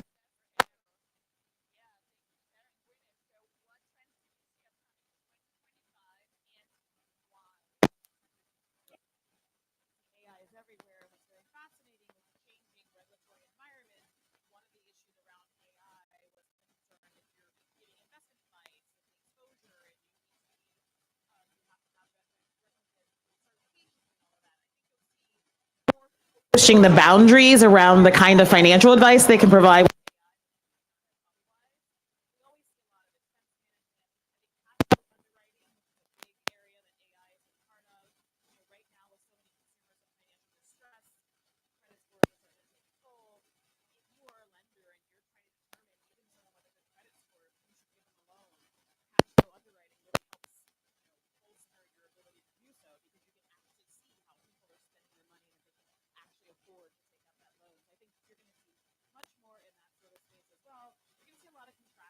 Right, there's been a lot of companies out there that are doing duplicative things, and I think there's a lot of companies that are looking to automate things if they can with finance. So of course, anybody who's doing that can make it cheaper and less expensive. I also think you're going to start to see the advent of more kind of wallets, and in the finance space, the biggest cost that any business has is payment processing, and if they can get around or make payment processing less or capture more of the dollar, you're going to see many more companies and businesses moving in that space. Yeah, great. Thank you, Kelsey. And I also wanted to ask you about this. So what do you think is upcoming this year? We're in March already, but still. And how do you see the whole economic situation influencing these trends? So I think can you hear me? I think we're living in a time where people feel like they can't live like their parents' generation. And we saw a similar market in 2008 where there was a major economic impact that happened on America. And there was also a lot of incredible innovation that came from that time, such as we started driving innovation in terms of giving people access to products that they didn't previously have access to. Companies like Wealthfront and Betterment were born in that age. But now we're seeing something different happen where people, again, they feel like they can't live like their parents' generation. 2 out of 5 can't cover an unexpected emergency expense. So where a lot of the innovation I'm seeing are products like Earnin that give people access to pay their bills when they can't afford it. So unfortunately, that is driving in some senses, some behavior patterns that I think that we really need to start unlearning and giving people access to make more out of the paychecks they have. We're seeing a lot of still buy now, pay later, which can, in some cases, exacerbate debt issues. So I think where a lot of the innovation I'm seeing are access to wealth advisory resources and money coaching, regardless of the income that you have, and business models that are able to uphold that, such as through subscription models, rather than the AUM-based models that are unable to sustain themselves on small balances.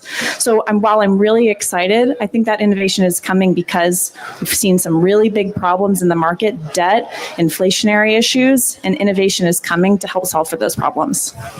Yeah, and I'm going to add to that. It's like, bringing it even up a level. It's like, innovation can help you prevent bad actors from, accessing the financial system. If you think about terrorism or human trafficking or just fraudsters, right? And the other side of the coin is like financial inclusion, which is helping people who didn't have access to the system get access to better products, transparent products, better priced products. So that to me is like how you can break it down in financial services. Yeah, absolutely. And next question, Sharon, to you is I wanted to dig deeper into AI and automation in financial services. And, it fascinates me because like at Puzzle, for example, we're building a modern accounting software, and it is amazing how many processes AI helps us to automate: invoices, categorize our expenses, everything. And there are so many tools and so many innovation in companies like Brex, Shrimp, Gusto, Rippling. So it's really incredible. Before we had to spend so many hours on manually doing repetitive tasks, and now it's absolutely a different game. So in your opinion, what do we have with this AI and automation right now? How do we influence financial services? Well, I mean, I want to back up because it was funny. I was at a board meeting a couple of weeks ago, and around the room, we asked our investors, how are you using AI in your portfolio? And it was almost like crickets, right?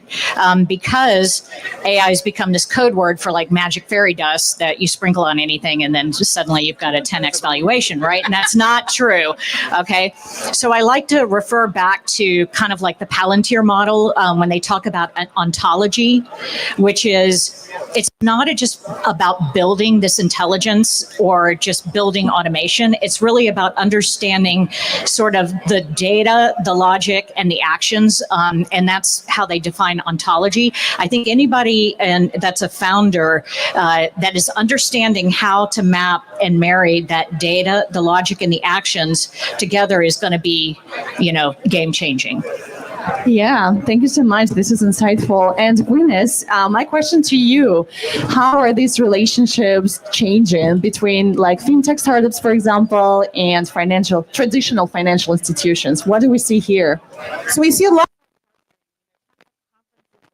whether you're credit unions or big banks that are bringing in fintechs that want to partner. For a big company or large organization to innovate, they have these core old tech stacks. It's hard to plug into them, and a lot of times they have a hard time. I mean, they're not running AI. They don't know. Like I was talking to the person who ran collections and recovery at Wells, and I'm like, what do you know about the people that you charge off? He's like, absolutely nothing. We don't even know if they also have a business loan with them, which is insane. But it's really hard for large organizations to be able to do those initiatives. It takes a lot of time. It takes a lot of money. It takes tapping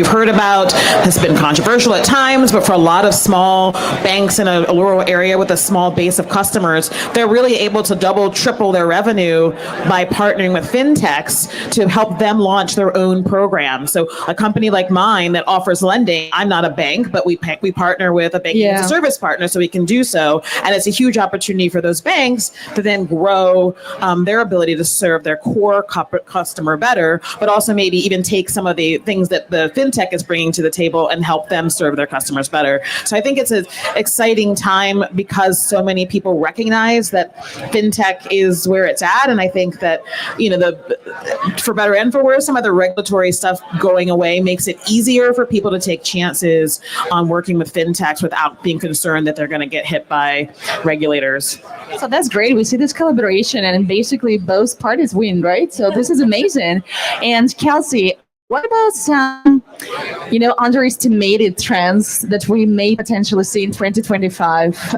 You mentioned some of the trends that are well known, right? So is there anything that we do not mention, we do not see, but it actually may be very relevant and big? Yeah.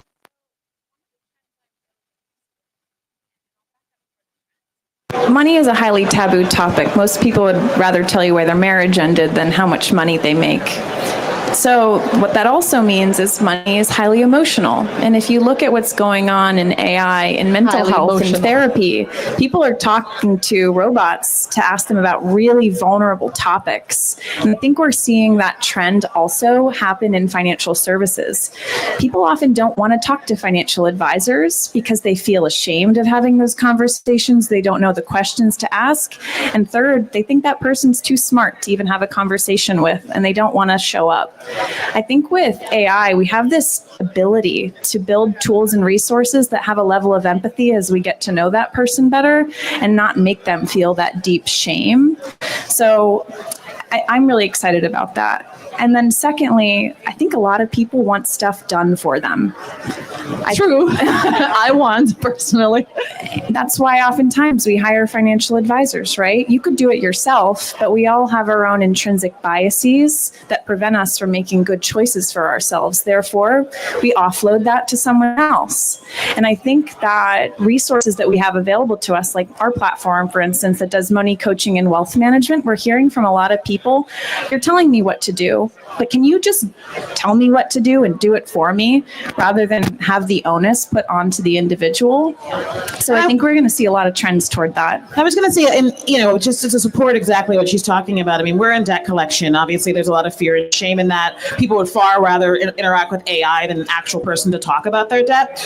But more importantly, the area where financial literacy and inclusion has failed is that traditional financial literacy doesn't work because people don't make monetary decisions from a logical place. It is psychological and emotional. I mean, we actually have a community Underscored where we actually bring in a financial therapist that helps people talk about kind of the more psychological and emotional effects of why you spend. Exactly. Yeah. So that's a new practice people don't know exists.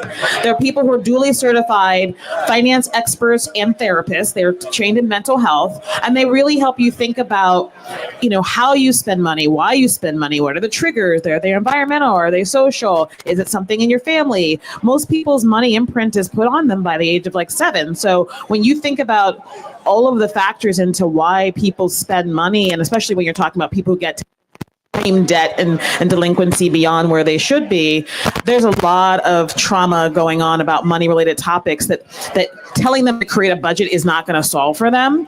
Yes, they want tools that will create a budget for them, but it's much bigger than that. And that's why I love what Kelsey's doing, because it's really important. I think that's also a role that AI can help with because of fear and shame, not just of people in debt, but people around money in general.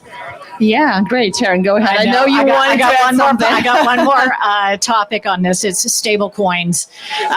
You hear a lot about this, but what we forget when you're in the United States is that having access to a currency that's fairly stable, despite the past couple of months, fairly stable with low inflation. There's a lot of people, that's a luxury we have access to. If you're in another country, there may be, your purchasing power is not very stable. unstable, right? Given inflationary pressures and maybe just an unstable economy. You also may not have a bank account because frankly, you're not interesting to the local banking system. So how do you transfer money or how do you transact in general? Stable coins can give you that access if you have just a cell phone and an internet access. So that's a really powerful area I'm very excited about. Yeah. The return of crypto more generally, right? Yeah. Not the speculative part, but I like this idea of helping people either prevent the bad actors or enable the good actors, Absolutely. Yeah, and I think I have another one right for you. So yeah, I have many. Let's talk about investment climate. So what are investors are looking for in fintech? So what is interesting for them? Well, it's interesting. I follow this one particular investor. He wrote a really great article on whether your business is legible, right, or illegible.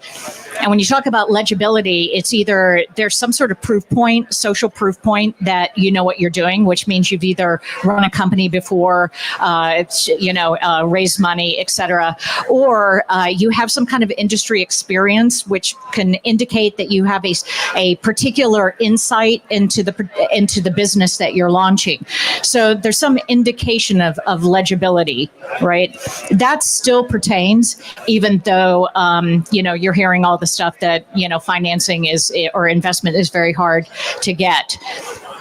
If you don't have those, it's going to be a hard road to hoe for sure. But I don't discourage it because every single person you've heard that's had a story, it's happening. People are raising money and people are running good businesses. But you have to just remember that, what is your legibility when you go out there? Yeah, and I would say it's infrastructure. People are really very much still focusing on infrastructure and fintech. There's a lot of innovation still to be done in that space.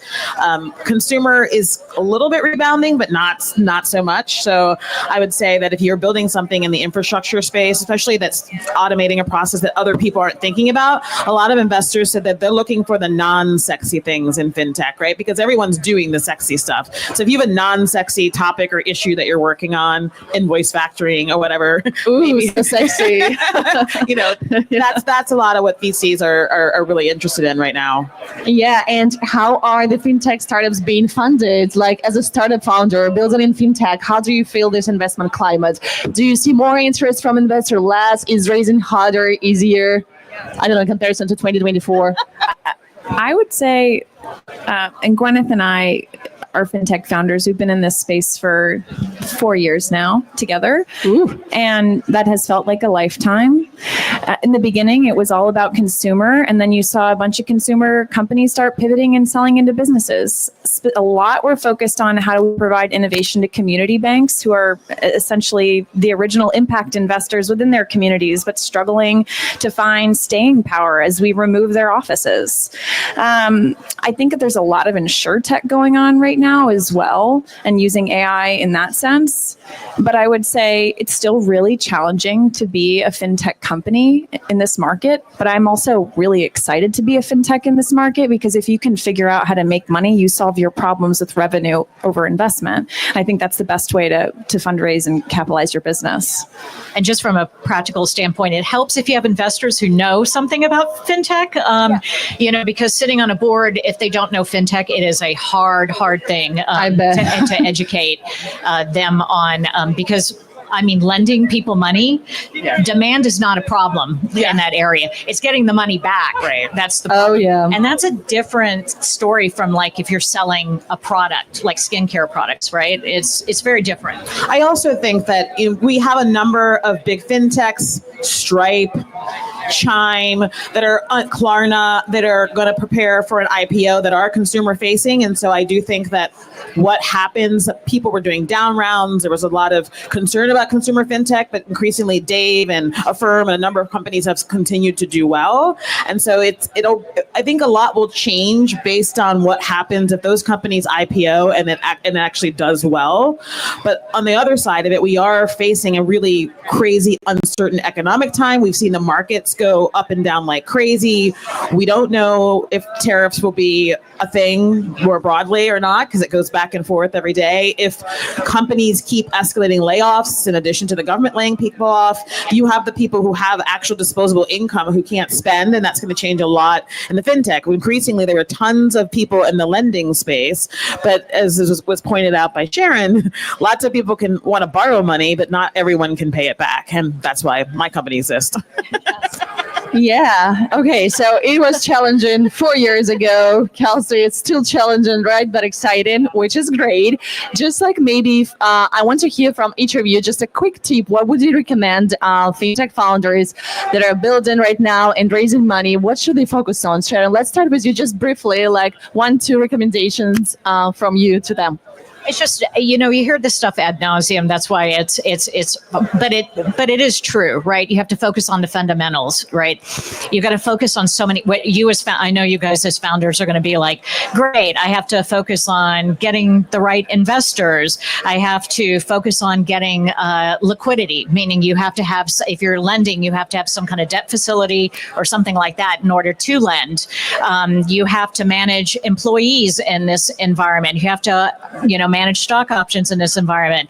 But it is the unit economics. I was talking to an investor the other day, and you really want them to be passionate about your business, but they were also saying the equation has to work. So please maintain your passion and your vision and your mission, but your equation has to work. The math has to math. So hard. Yeah, we have 1 minute left. Just one quick tip from each of you. Yeah. You must know your ICP. You must know your ideal customer profile. Period. End of story. Yeah. Short. Perfect. Kelsey. Yeah. People gotta want to pay for your product. Want to pay for your product. This is true. And also see if they're willing to pay a premium. I think that we spent a lot of years focused on really low cost products and services, and it's really challenging to scale if you can't get there. So building products, I think, with high value, and you immediately prove that willingness to pay, you're set up for success, or initially. Yeah, agree. So thank you very much, ladies. Let's just give a round of applause to all of the speakers. Thank you so much. Thank you, James and Brian. Good to meet you guys. Yeah. Thank you. The chair almost slides off the thing. I know. Oh my gosh. All right. I know everybody's starting to get restless, and I know the food's going to be coming soon, but we got a couple more panels, and I promise you they are worth leaning in for, because they have insight that will definitely be applicable to what you want to do within the next few days. But continuing in the spirit of introducing you all to some of my friends, I would like to bring up my good buddy and hometown buddy, Capella. Come on up here, of Gecko Materials. So Capella is super cool, and she's been grinding for the last year getting her company funded. Capella, tell us a little bit about your company and what just happened. Hello, thank you, Brian, hometown bestie. Gecko Materials, I am the CEO and founder of Gecko Materials. It's the next industrial Velcro. We're on the International Space Station. We work with Kawasaki, TSMC, Samsung, Intel, Honda, Ford, Toyota, just to name a few. If you are on the stage for StartupGrind Global or TechCrunch and you win, we had the very blessing of winning, you can be on Brian's awesome show. So you should definitely apply for StartupGrind Global's global conference in April, be on stage, and if you win, you get to be on Brian's really cool show, and it is a fun time. Go check out our episode 2, I think. We were episode 2. It was a blast. Thank you, Brian. All right, let's hear it for Capella. Congratulations on raising your fund, too. Great job. All right, Capella. All right, where's my buddy Deep? Deep, come on up here, man, because we have a lot to talk about. You got a great panel. I'm going to let you, here you go. Here's a mic, here's a microphone, but come up here. Before your amazing panel comes up here, tell us a little bit about yourself and what you're working on, because you got a full house today and we got a lot to learn. Thanks, Brian. Hey, so if we can get everybody to grab a seat, we're going to have a really interesting panel. This is going to be about building unicorn startups. So we can get everybody to come inside and grab a seat. That'd be great. We have an esteemed panel here today with us. Here we go. Okay, so we're going to get started. And so we're lucky we have 4 guests today. Our first guest is Preethy, who's going to be talking about the operating perspective. We have Ashmeet, who's going to be talking about early stage investing in the patterns he sees in startups. We have Kevin, who's been in the industry for longer than I can remember, and he's going to bring his perspective as to what makes the unicorn successful. And we're lucky also to have Jeremiah, who's going to talk about AI and where is AI going in terms of unicorns today. So I'm going to pass it around and have them each make a quick intro, and then we're going through a couple of points with each speaker today. Thanks for being here today, folks. Preethy, go ahead. Thank you, Beep. Can you hear me? No. Oh, okay. Oh, I think I have to turn it on. Hi, everybody. My name is Preethy Padmanabhan. I've been part of 5 startups, 2 of which had a unicorn IPO exits. And I also run a podcast called 10X Growth Strategy. Several of you have attended my events. So really excited to be here today. Hi everyone, Ashmeet Sadana. I run Engineering Capital, which I call venture capital for engineers because engineers start some of the most interesting companies. I manage about $250 million. I'm a solo GP, I work alone, and I specialize in software companies that are taking high technical risk. Hi, everyone. Kayvon Bruman. I'm the founder of a venture fund called SigmaRank. It's AI-driven. What we do is we score every single round of investment at every stage in every sector globally. We go in at Series B by eliminating the bottom 93% of B rounds. So in a sense, we're unicorn hunters.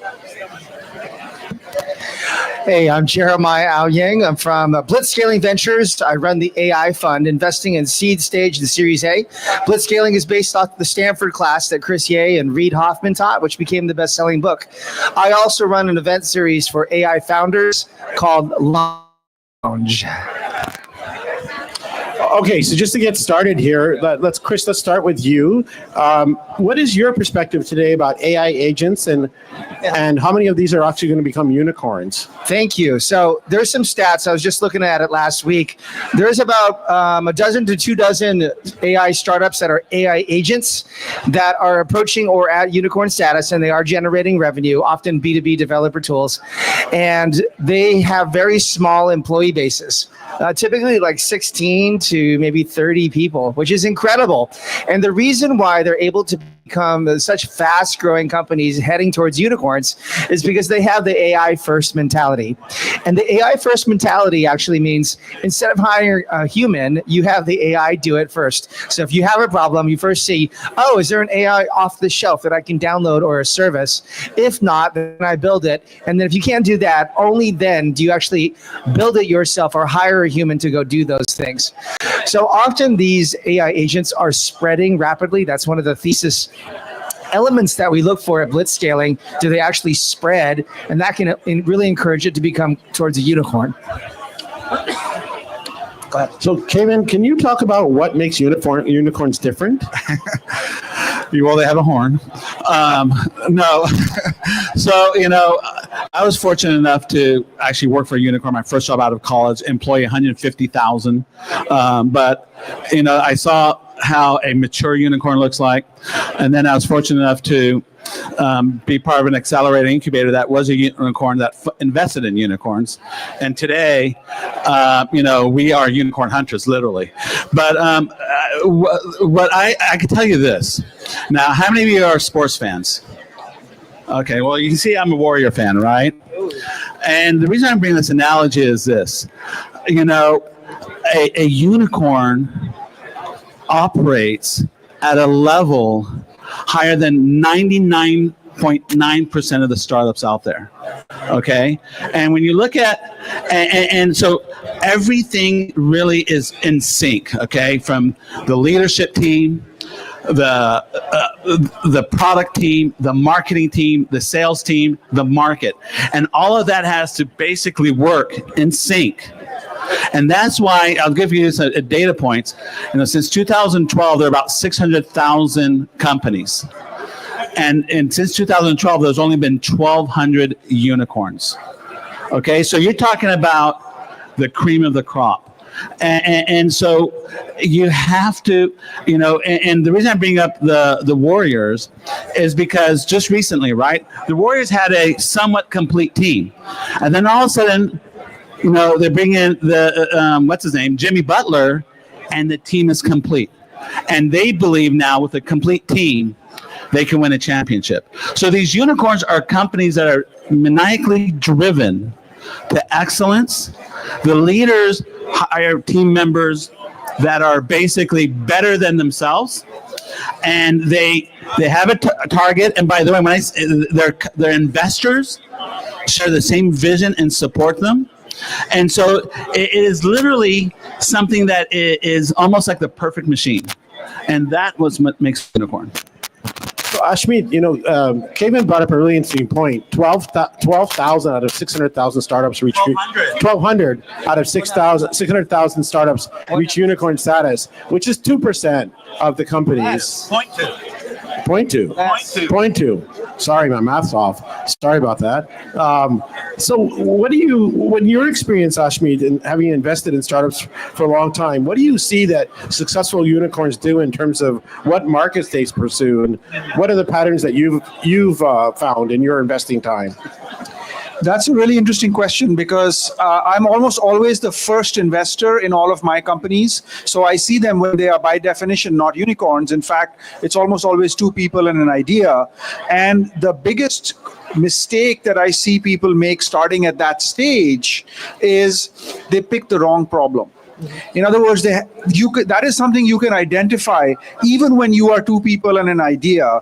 You can say, is this a problem which could, if everything went correctly, if the team was built, if the money was raised, if the product worked, if the go-to-market function worked, if the competition didn't kill us, if the government didn't change the landscape, if technology survived, etc. In other words, there's a ton of risk when you start building that company.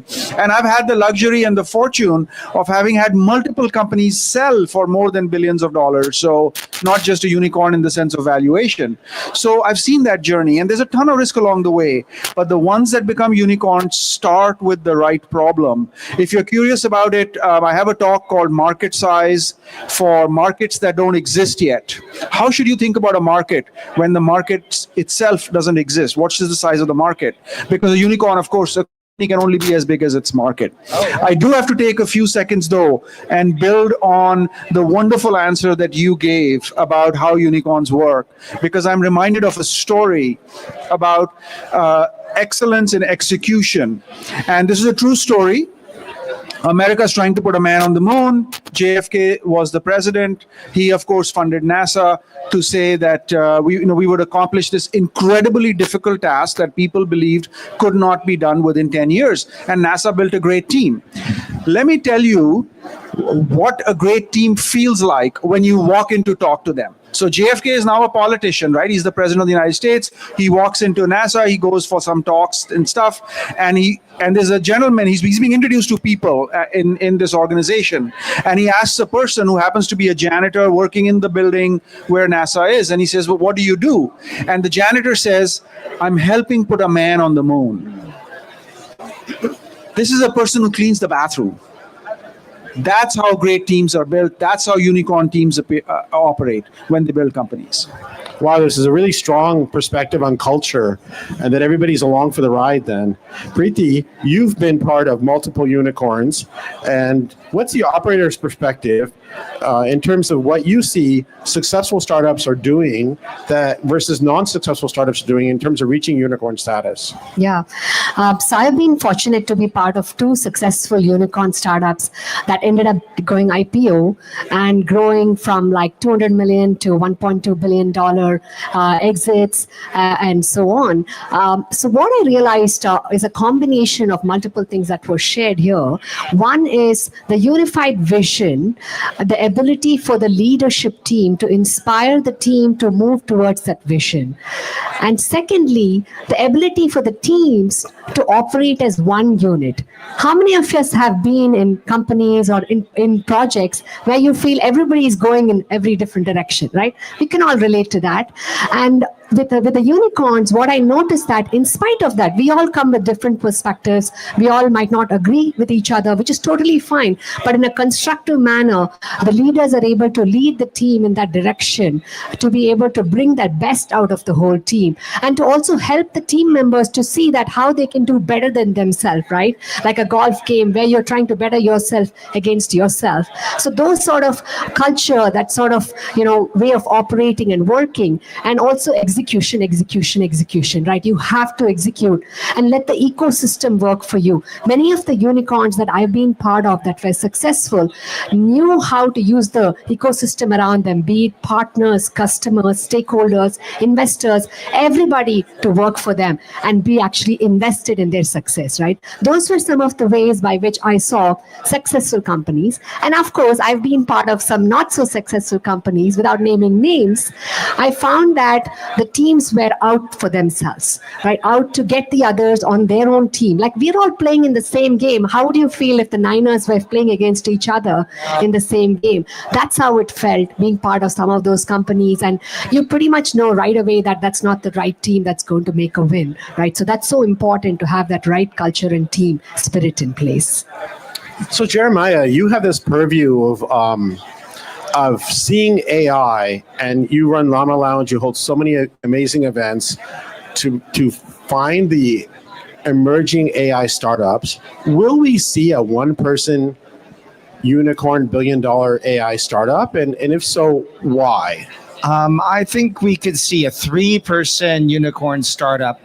I just don't think one person can manage just thinking about all those agents that will be reporting to them. So 3. And typically, we thought about this a lot. And also, I'm reflecting on Ben Parr, who is also a VC friend. So we think there will be a single human that will be the CEO and likely market-facing. And there'll probably be somebody who's leading product. And there'll also be somebody running operations, including like finance. And that will be enough, 3 people for a unicorn agent startup. We think that's feasible. What do you think? Is that crazy? I think that's crazy. By the way, there'll be an agent company that's going to build other agent companies. Companies building, automation, building other companies without people involved at some point, like maybe 10 years from now. Well, yes. So just to be clear, though, that 3-person unicorn human startup has 10,000 employees, but none of them are human. Right. Yeah. So you feel the markets or the AI has actually developed to the point where this is a reality today, or this is a reality in 2 or 5 or 10 years? Maybe 2 years. What do you see? Not 5. Like, it's coming fast. I've already invested in a number of agent startups, and they're deploying fast. So we invested in Crew AI, open source, and they're growing really fast in the enterprise market, and there's only 16 employees. It's incredible. So it's again about finding a real pain point, a bottleneck in the industry that you're solving with the tools you're creating. Is it fair to say today that studying computer science is a liability versus a benefit? What do you tell the younger generation that's sitting here? And it's helpful, and you still need those skills on the team, and you still need a business person on the team. All those skills are still required because you're going to be managing people, agent, not really people, under you. So you still need to know the disciplines in which you're deploying. I think it's still valuable. So people still need to have that ability to map things out and have leadership to set the direction. Yes, just like a C-suite executive at a Fortune 500 company needs to know the discipline in which their business is at, even though they're not going to be cleaning the bathrooms. If I can add a perspective on that, I spend a lot of time on AI, obviously, because it is deep tech and is a market which has developed extremely well. I think computer science is going to become like calculus, like physics. It is going to be a foundational knowledge, which is going to be the part of the foundation for anyone who wants to execute well. So, calculus was invented 400 years ago. You can't be an engineer without understanding calculus. It is just one of those most fundamental tools that exist. And computer science is one of those fundamental tools. But does that mean that, you actually do calculus every day? No, it's been a few years since I ran a derivative or an integral. But knowing calculus is a prerequisite. Knowing computer science is going to be a prerequisite going forward.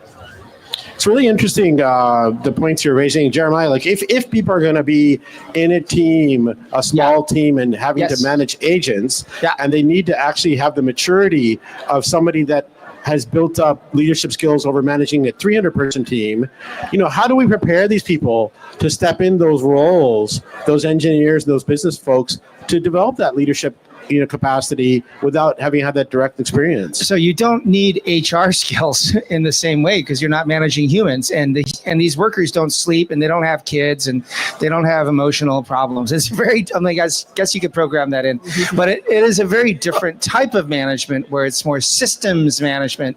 But I think the most important thing that these people should be focused on is their end problem and the customers that they're serving. They should be facing the market forward, more understanding things. So Reid Hoffman just did a video on LinkedIn today. He's our advisor in LP. And he said, in the future, you can text to, and the software will manifest. I'm sorry, you'll speak and the software will manifest. Wow. So Reid is on the board of Microsoft and first investor in OpenAI. So I guess he kind of knows what's going on. That's why I listen to him, and he's our boss, right? So wow.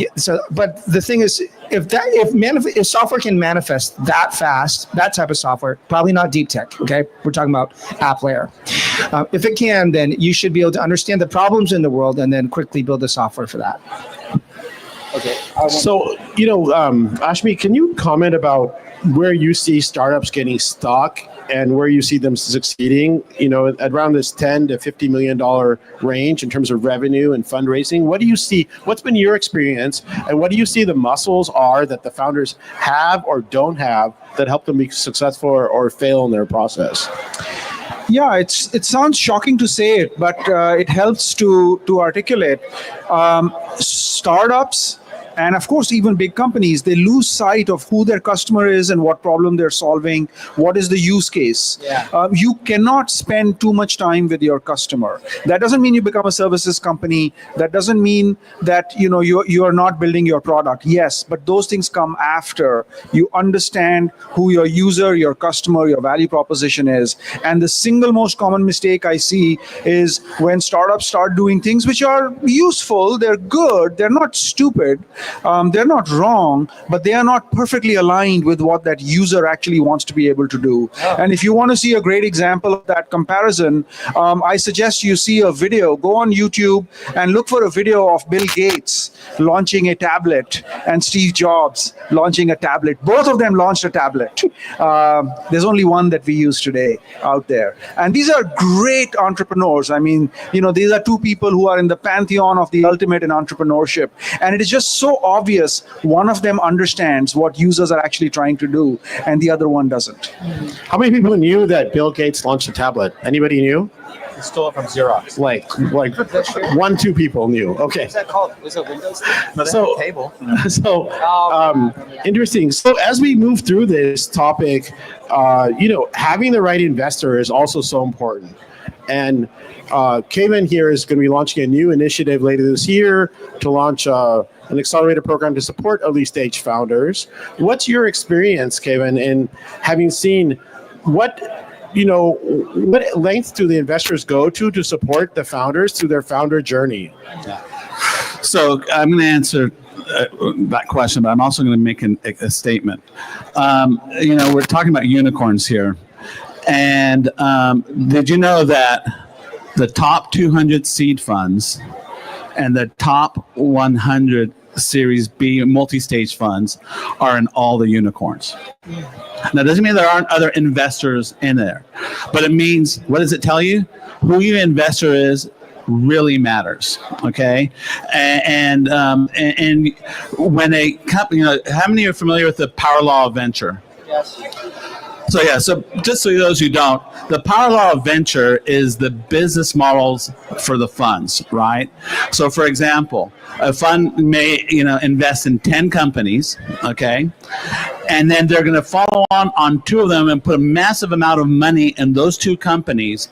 And those 2 companies are going to be returning the majority of the returns to the fund's LPs, okay?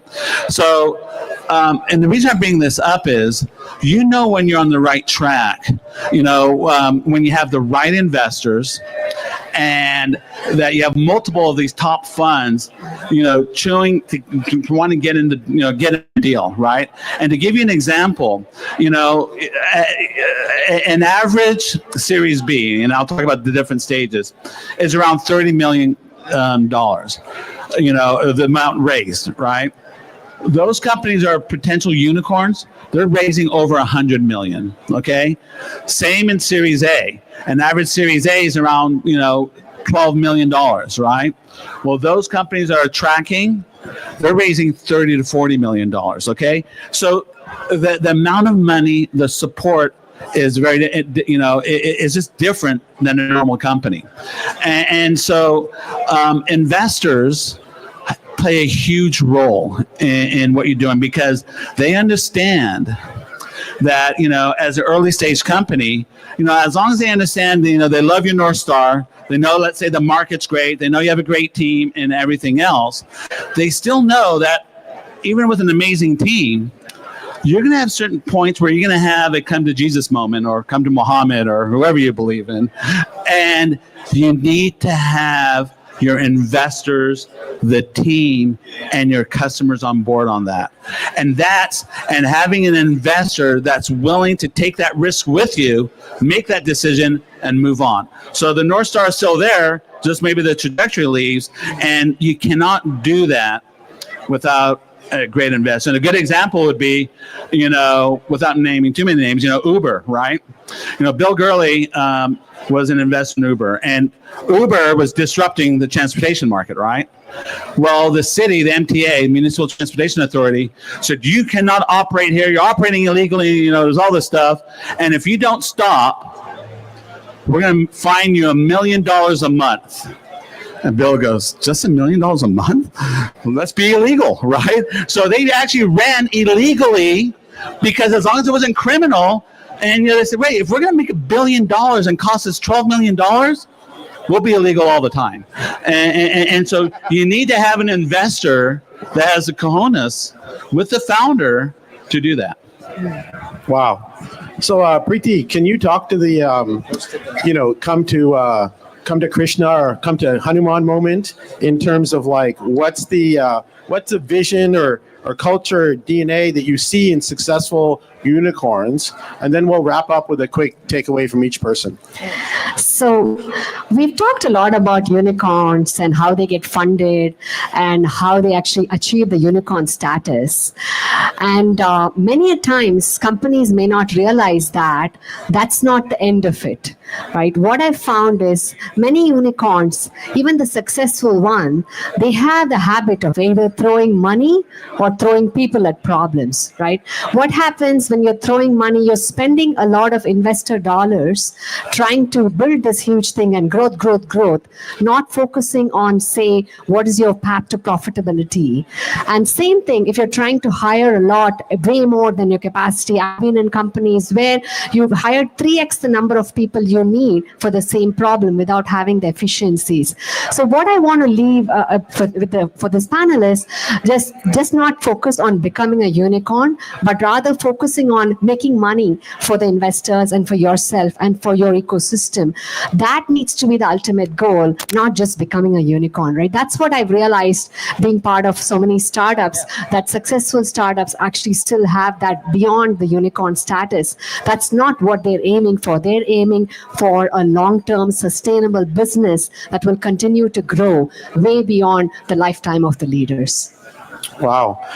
So listen, we're all here today to give our time to share perspective and our learning lessons throughout our journeys. I want to conclude with, what is it that each of the speakers is looking to, and what is the next step for them in terms of what areas are you looking to invest in? And what type of people are you looking to connect with here in the audience or with other speakers so that people can actually make effective connections with folks? Kevin, can you start? Sure. Well, it might, SimilarRank is, our AI fund that we have, and we don't even talk to the startups. We just basically, co-invest. Literally, it's like the weirdest thing. We're an index fund, and and our investors are going to make a lot of money, right, Aaron? That's right. But my passion is helping early stage companies. And so for me, SimilarRank is always there. And we're going to take the data that SimilarRank provides us and help educate founders on how to build whatever it is, let's call it a unicorn or whatever you want to call it, but build the best company that they can build and help them become the best version of themselves. Because having a startup, you make so many sacrifices, right? And and it's really important as an individual to think about yourself as a whole person, right? The startup, how to become a good leader, how to expand your the things that you like, your passions, and so kind of really focus on that kind of stuff, but at the same time, help you build the best companies possible. Great. That's kind of what I'm going to be doing. Jeremiah, what is it that you're looking for these days? Yes, I'm part of the Blitz scaling crew, and there's two main things that we look for in the AI startups that we invest in. One is that the startup has viral effects. It naturally spreads, product-led growth. And we can figure that out because we say strip away your advertising and marketing efforts and let's look at the data. Does the product actually have a viral coefficient? Secondly, tied to that would be does it have a distribution strategy? So that's critical. The second thing we look for is, do they generate value for every new user with network effects? So as every new user or B2B customer participates, it grows the value for everybody else. So Dropbox, Airbnb, Facebook, LinkedIn, OpenAI, Microsoft, Apple, they all have both of those categories that I just said. Ashmeet? I'm looking to meet engineers who have a technical insight.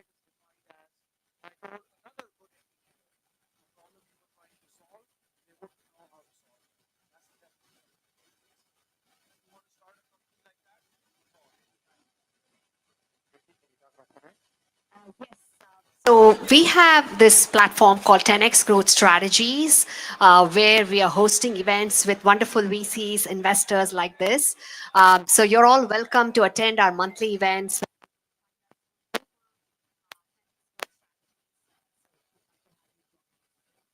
And myself, I'm currently advising startups from seed to Series B on messaging for fundraising and for driving revenue growth, working with international founders and technical founders. Thank you for coming today. Hope you enjoy the next panel. Thank you. Very crisp. Good job. Don't forget to hold I want only two. Yeah, that's what I said. Okay. Hold on. I'll call you up.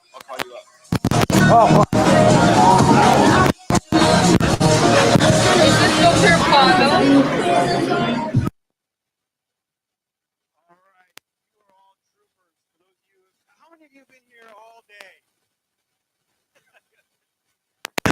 Well, I want to thank you all for being here once again. My name is Brian Sparks. I want to continue to introduce you to some amazing people. So this time around, I want to introduce you all to my friend Ruby. Come on up here, Ruby. Hey. All right. Ruby's one of my favorite people. I want to introduce you to her. Ruby, tell us a little bit about what you're working on and why you love doing what you do. Thank you so much, Brian. So it's great to see you all. So I'm co-founder of a global community of experienced founders and investors who are passionate about conscious leadership, social impact, and personal growth. So who cares about those values? All right. So we have people all around the globe in chapters, and so I welcome you to come to one of our chapter events in San Francisco. So it's a highly curated event, about 50 people or less, for again, for people who really care about these values, and that's what we do. So we get together and collaborate and invest in each other, and do projects together and co-founders together. Ruby, thank you so much. One of my favorite people, and another one of my favorite people, Nick Larson. Come back up here, buddy. Give a warm welcome to Nick Larson. Silicon Zombies. Nick, you got a great panel coming up. I'm going to hand it over to you because you got some studs coming on the stage. Rock and roll. Thank you. Awesome. All right. Well, who wants to stop and reverse Alzheimer's, dementia, and Parkinson's? That'd be pretty cool. Well, this next fellow is going to come give us a quick shout out about that. So, John Bum, please come to the stage. A company called Unwind, one of the next unicorns. We developed a monoclonal antibody that has significant potential to reverse dementias, Alzheimer's, and Parkinson's. I can't say too much as to binding, however, I can tell you by observations from the medical clinic, my wife and I. We had patients presenting with tremors and Parkinson's, voice, shuffle, cane walk. Treatment's about a 1-hour IV. Halfway through, tremors are gone, voice is normalized, and they're no longer walking out with pain or holding. Patients with Alzheimer's can't distinguish between their can go right home frequently, and they distinguish between the two. But very exciting. Happy to talk to anyone who would like to learn more. I'll be walking around, and thanks, Nick, for the opportunity to tell everybody about this very exciting drug that we have. Awesome. Thank you. Thank you. Good deal. Appreciate it.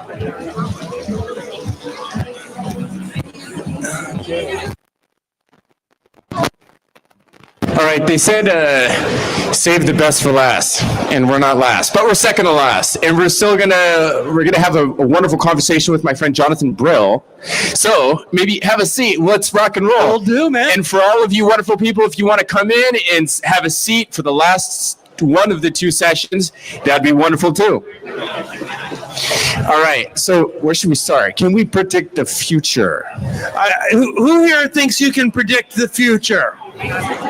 Who here has bet their career, their life savings on the belief that you can? Okay, some people are lying to themselves right here. What we're going to talk about is really the 5-year future, what we can and can't know about the next number of years. Because what we've discovered when I talk to investors is given interest rates, given where many investors, many companies are at right now, they need to be in and out in 18 months to 3 years, 5 at the outside on new investments. And so the questions that we need to be asking as startups, right, is, okay, well, what's that out? And more importantly, why am I relevant in that world? Be out in. And Jonathan, you get to talk to the best and brightest around what's just around the corner.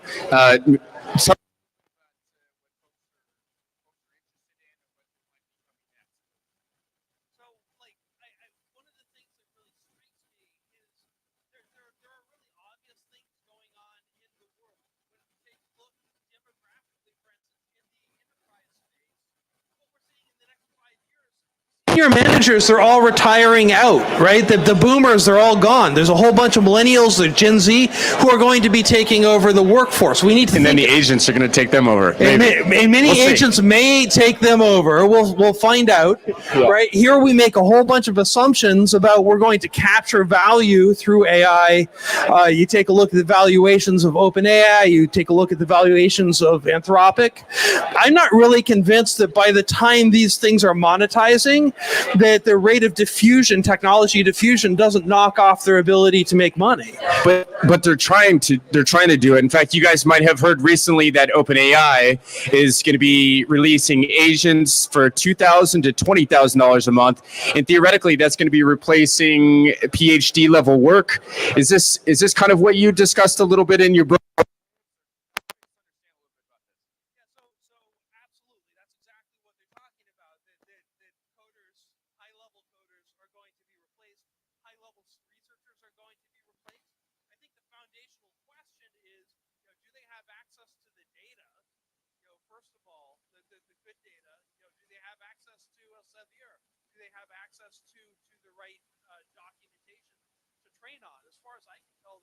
Right now they don't.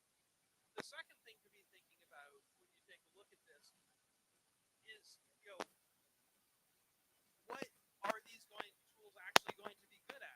to be good at, abductive reasoning, kind of thinking like an inventor. They're going to be good at Bayesian reasoning. They're having a lot of trouble with statistical reasoning. Is that like a stochastic?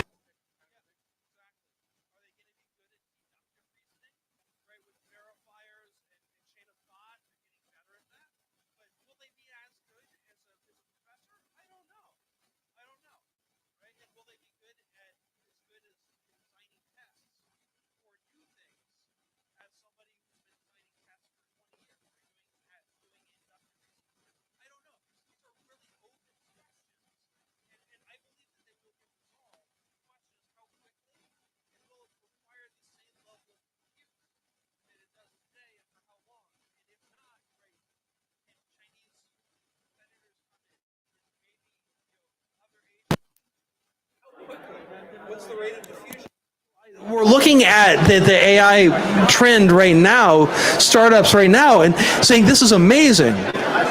But I'm not seeing a maturity about thinking about what does that world look like that we're competing in 5 years from now. So we always want to be valuable to the audience. And in the audience here, we've got founders, we've got funders, we've got friends, the adjacent ecosystem. Absolutely. What are some practical applications, or what are you finding from every step of the stack, from like energy to the chips to the models to the applications? In fact, you and I were just talking this morning about the value of these models. They're putting like millions of dollars, but maybe it's collapsing, and maybe some of the value is actually around the wrapper, which is kind of ironic because like 6 months ago, it seems like that was kind of that was decaying as well. No.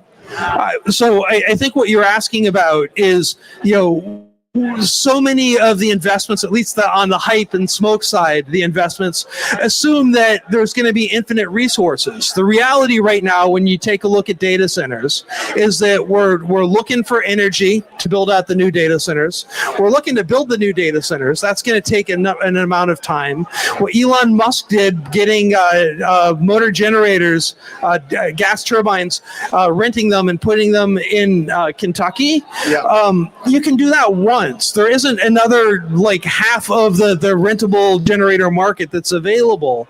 In fact, those generators, there's a 90-month backlog on them. So when we take a look at, okay, well, what can we do on the grid? What do we have to do off of the grid?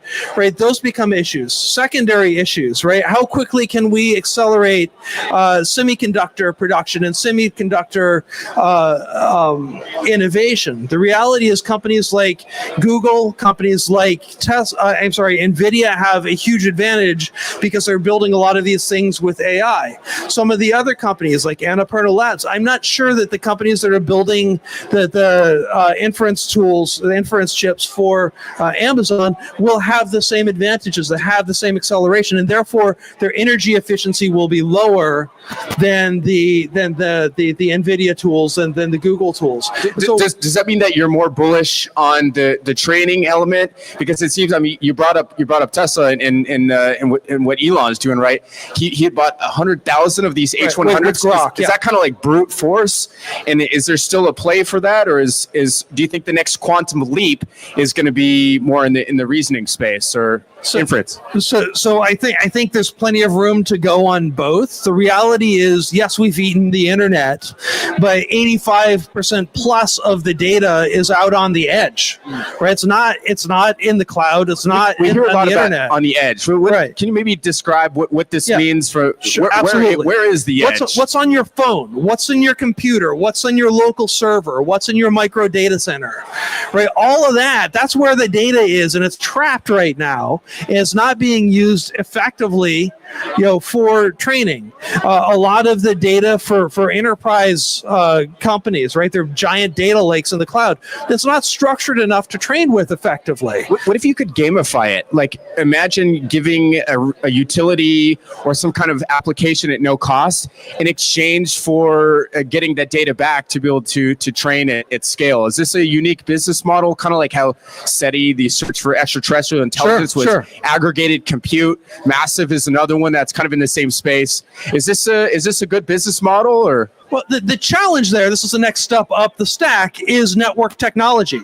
It takes a tremendous amount of energy to get data from the edge into the cloud. In fact, when you take a look at what Amazon does to get data from whoever's got a data center around here, they're bringing in trucks. They're bringing in 18-wheelers full of data, hard drives. just full of data. Just full of hard drives that they're putting data on all weekend, driving it to their data center. Like, you cannot put this kind of data over the pipes.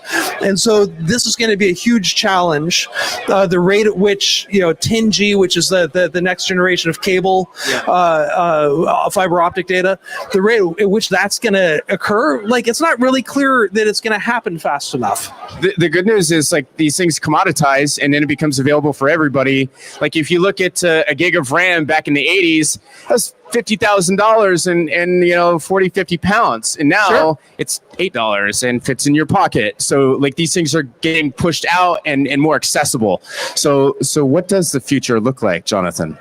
Well, I'm excited for it. When I take a look at investments here, what I'm seeing is still a lot of focus on data in the cloud. What can we do with data in the cloud?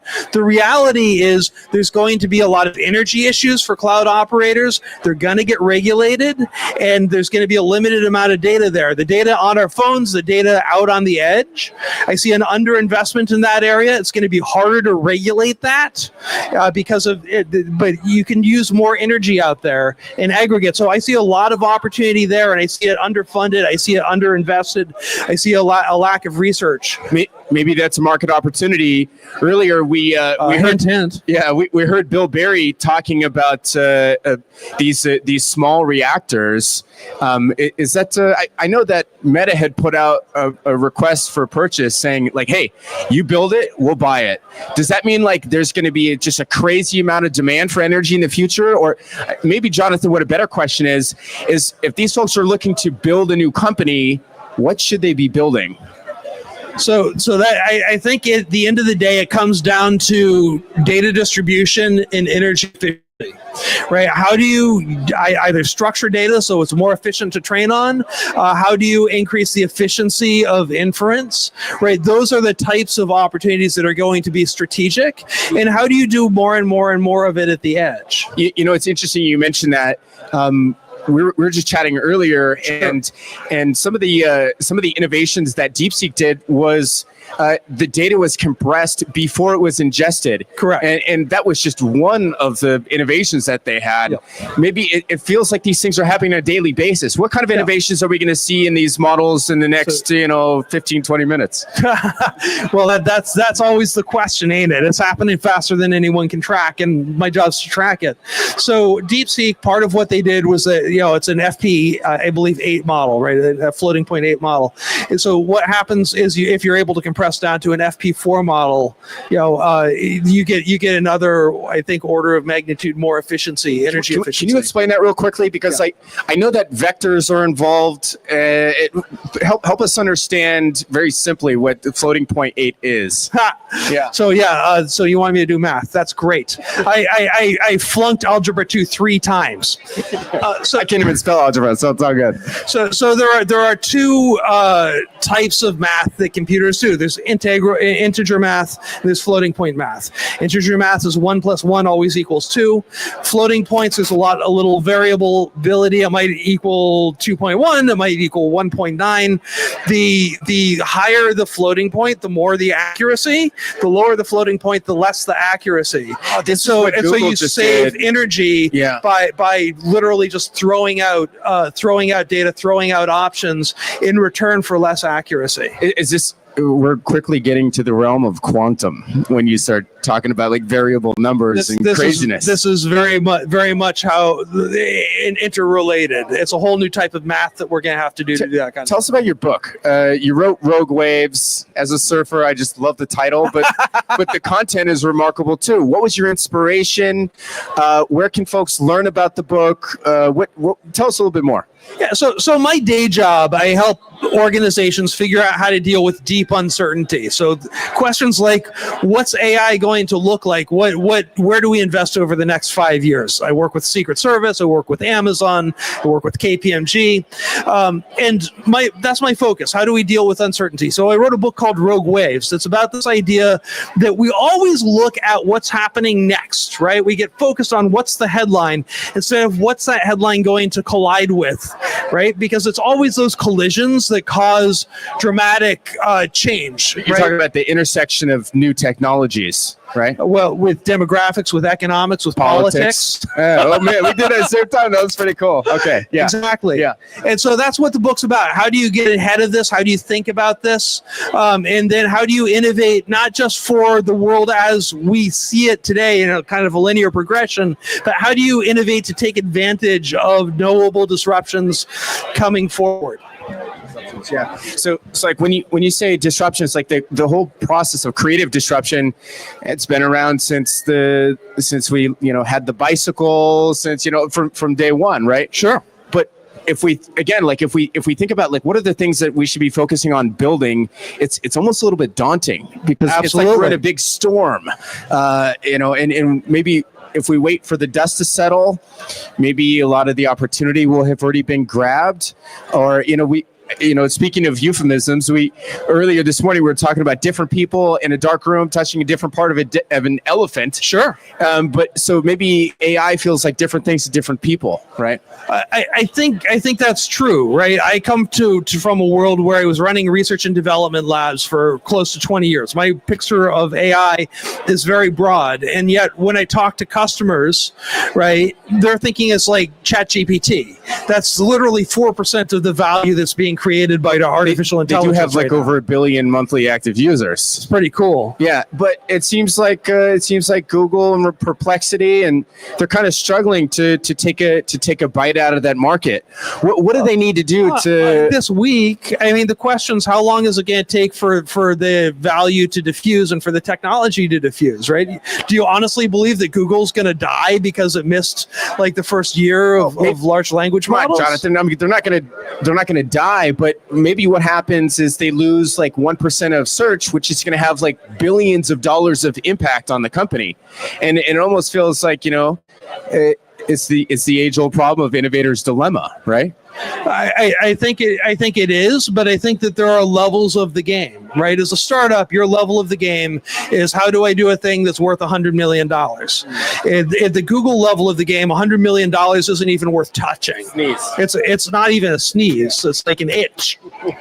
and so I think that the question to really ask when we look at Google is like, okay, will they catch up?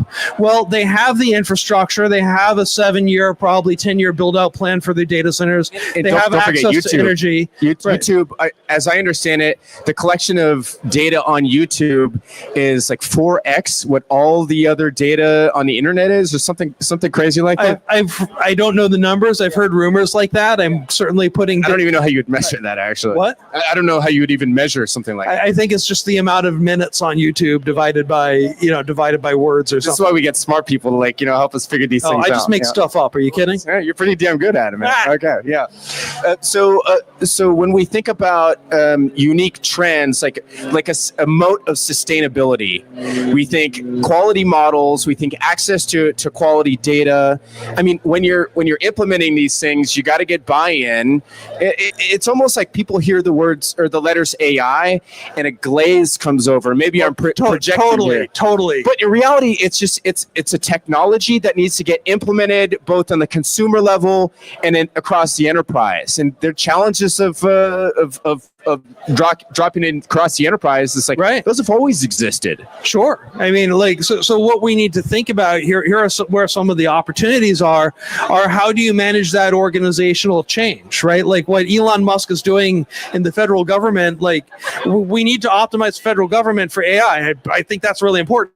This is probably not the best way to do it. And I don't think that's a You mean with the chainsaw? I don't think that's a political statement. No, I think you have to chainsaw, but you can't do it with malice. Yeah. And, and I don't think that's a political statement, right? We've got to do it. Planning forward, figuring out where we're going to be 5 years from now isn't going to work. Maybe just to play devil's advocate, maybe the malice comes from the fact that we're almost $40 trillion in debt, and it seems like to me there's a lot of grift and corruption at the federal level. I mean, one of the tricky things. I mean, one of the issues is 40 years of billionaires decreasing their tax rate. So So like there's that other piece of the puzzle of free capital not being recirculated. Yeah, very true. But the tax code is like over 80,000 pages. So do we blame the billionaires or do we blame the institution that put these rules in place? That do we blame the lobbyists that the billionaires hired? I try to not get into a political side. This is part of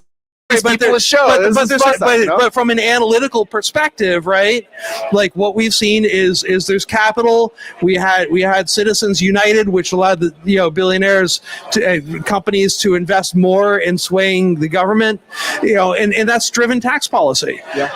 And so we're in a world where we you can believe, and I happen to believe that if you're a billionaire, you're probably pretty good at allocating capital.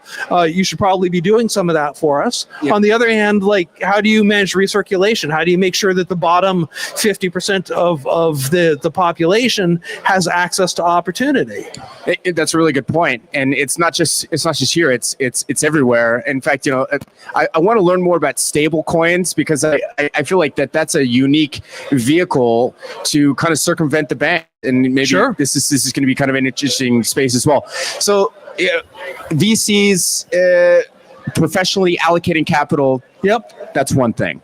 But what about the average consumer? I mean, we've seen the S&P take a huge hit in the last couple of weeks, month or so. If you're the average consumer, what are you putting your money in? I have it in real estate. Like I have a very, very adventurous business, and so I have a very conservative investment life. Okay.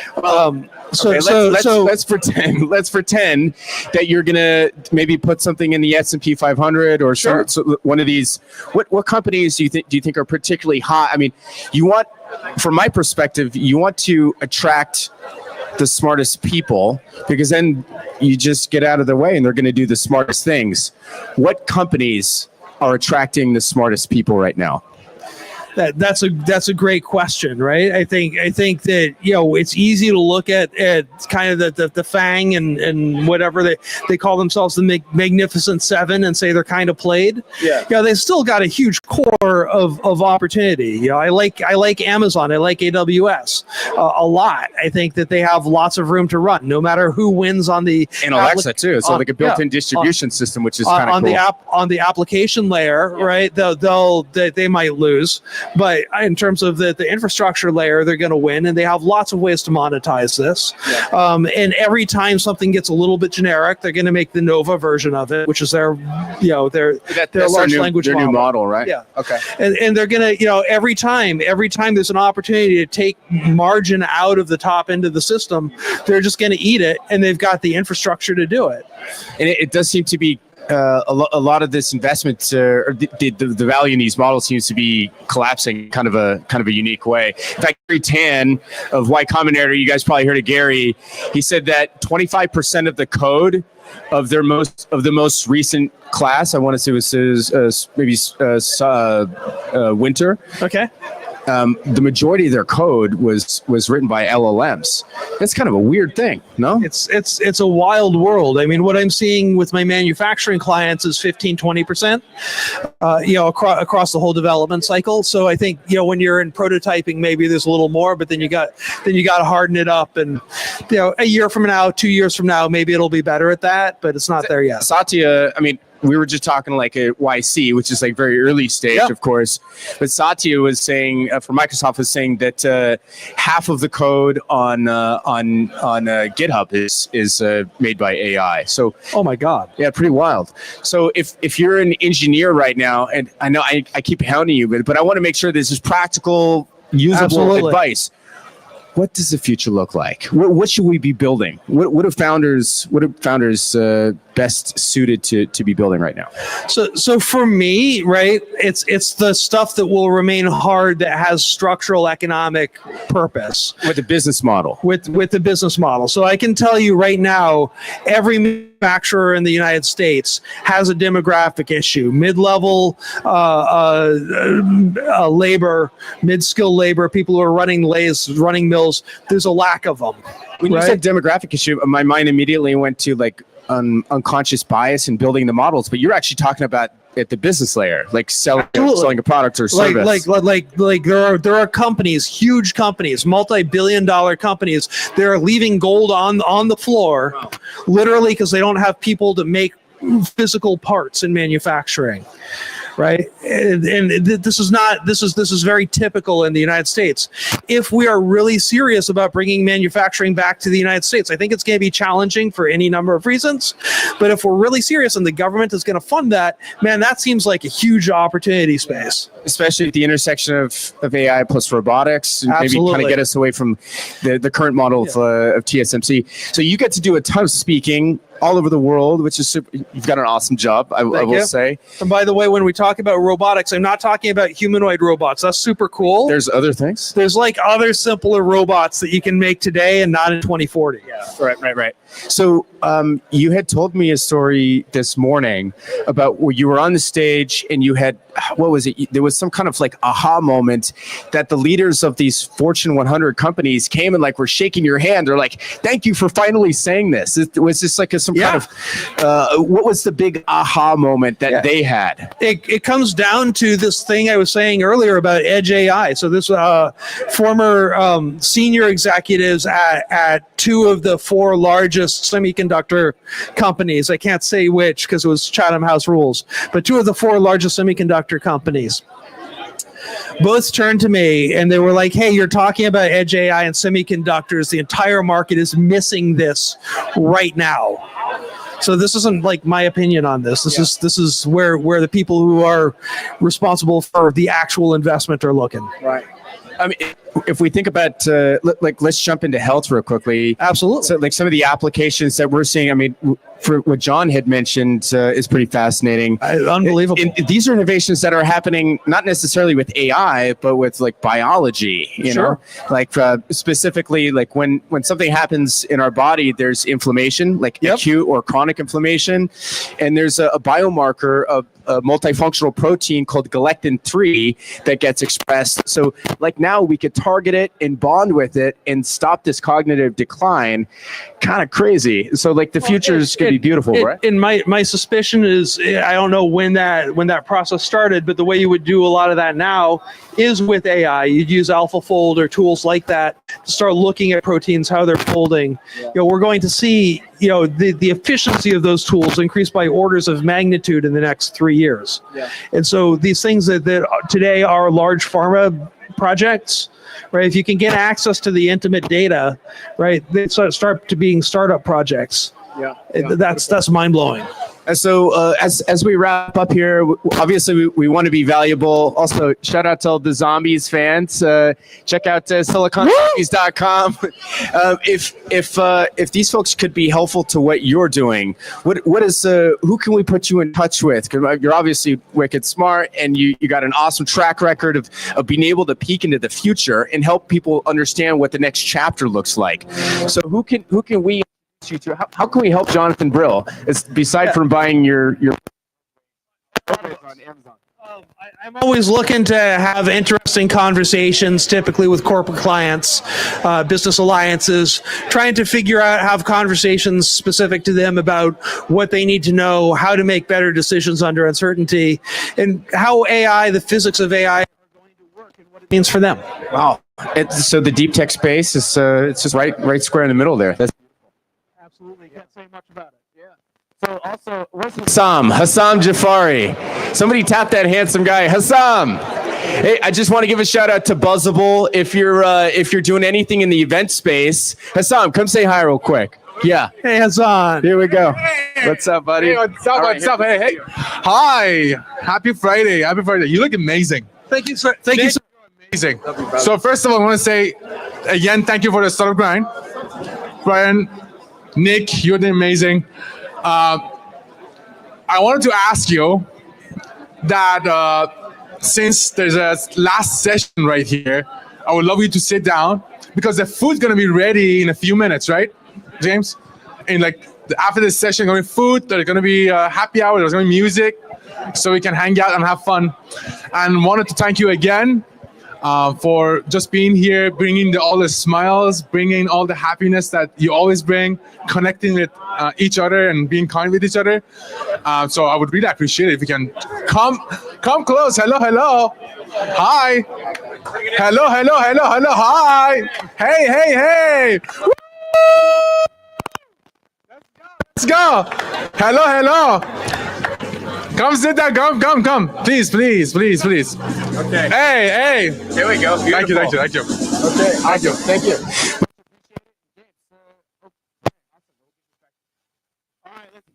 Nick and Zombie. Great job. All right, so the rumors are true. We're going to drop one more panel on you. It's going to be amazing. But hey, here's the thing. If you're not in a seat, you don't get access to the bar. I'm just saying, so I heard. I'm just the messenger. Don't kill me. So come on out. Hey, where's James at? James is going to, yeah, it's true. Hey, there's the guy. So don't fill the seats. We have one more panel coming up. Where's Kevin? Kevin, where are you at? Kevin, the photographer, I want to thank you for taking great pictures throughout the day. Once again, if you're just getting here, my name is Brian Sparks. I'm the CEO of Silicon Valley Venture. For all of my new friends here today, if you like this event, we're going to have another event on March 12th. Connect with me on LinkedIn. I'd love to hook you up with a ticket. But more important than that, where's Travis?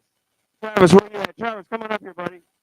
So I'm going to introduce Travis. Travis, tell me real quick, what do you love about this game, and what are you guys going to be talking about in your panel? This game being the startup game, the first thing that comes to mind is just watching people grow and thrive.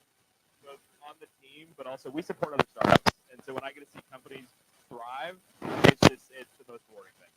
Yeah, there's just something to watching another individual have their dream fulfilled. I mean, there's nothing better. So I'm going to leave you to the stage because no pressure. It's you, this amazing panel. Then we're going to have music. We're going to have drinks. We're going to have more mingling. But please give us some insight and introduce us to your panel. Take it away. Thank you. Yeah, we're the thing before the bar, so we'll try not to get in the way. All right, so here to talk to Vlad from Webflow today. He's had an amazing journey, a lot of lessons learned about, I think, the ups and downs of the early startup life, fundraising, team building, building families. So we're going to get into a lot. So Vlad, come on up. Hey everyone. Good to see you. Thanks, guys. The hecklers are here. Uh-oh. All right. Thankfully, there's no Q&A. All right. So we'll start with, one of the things I love about your story is you took, I think, 4 attempts at starting Webflow. So far. What made it such a dream you just couldn't let go of? And tell me about those 4 attempts. Well, initially, I didn't know it was going to be such a long-lasting pursuit. So the idea first came in 2005.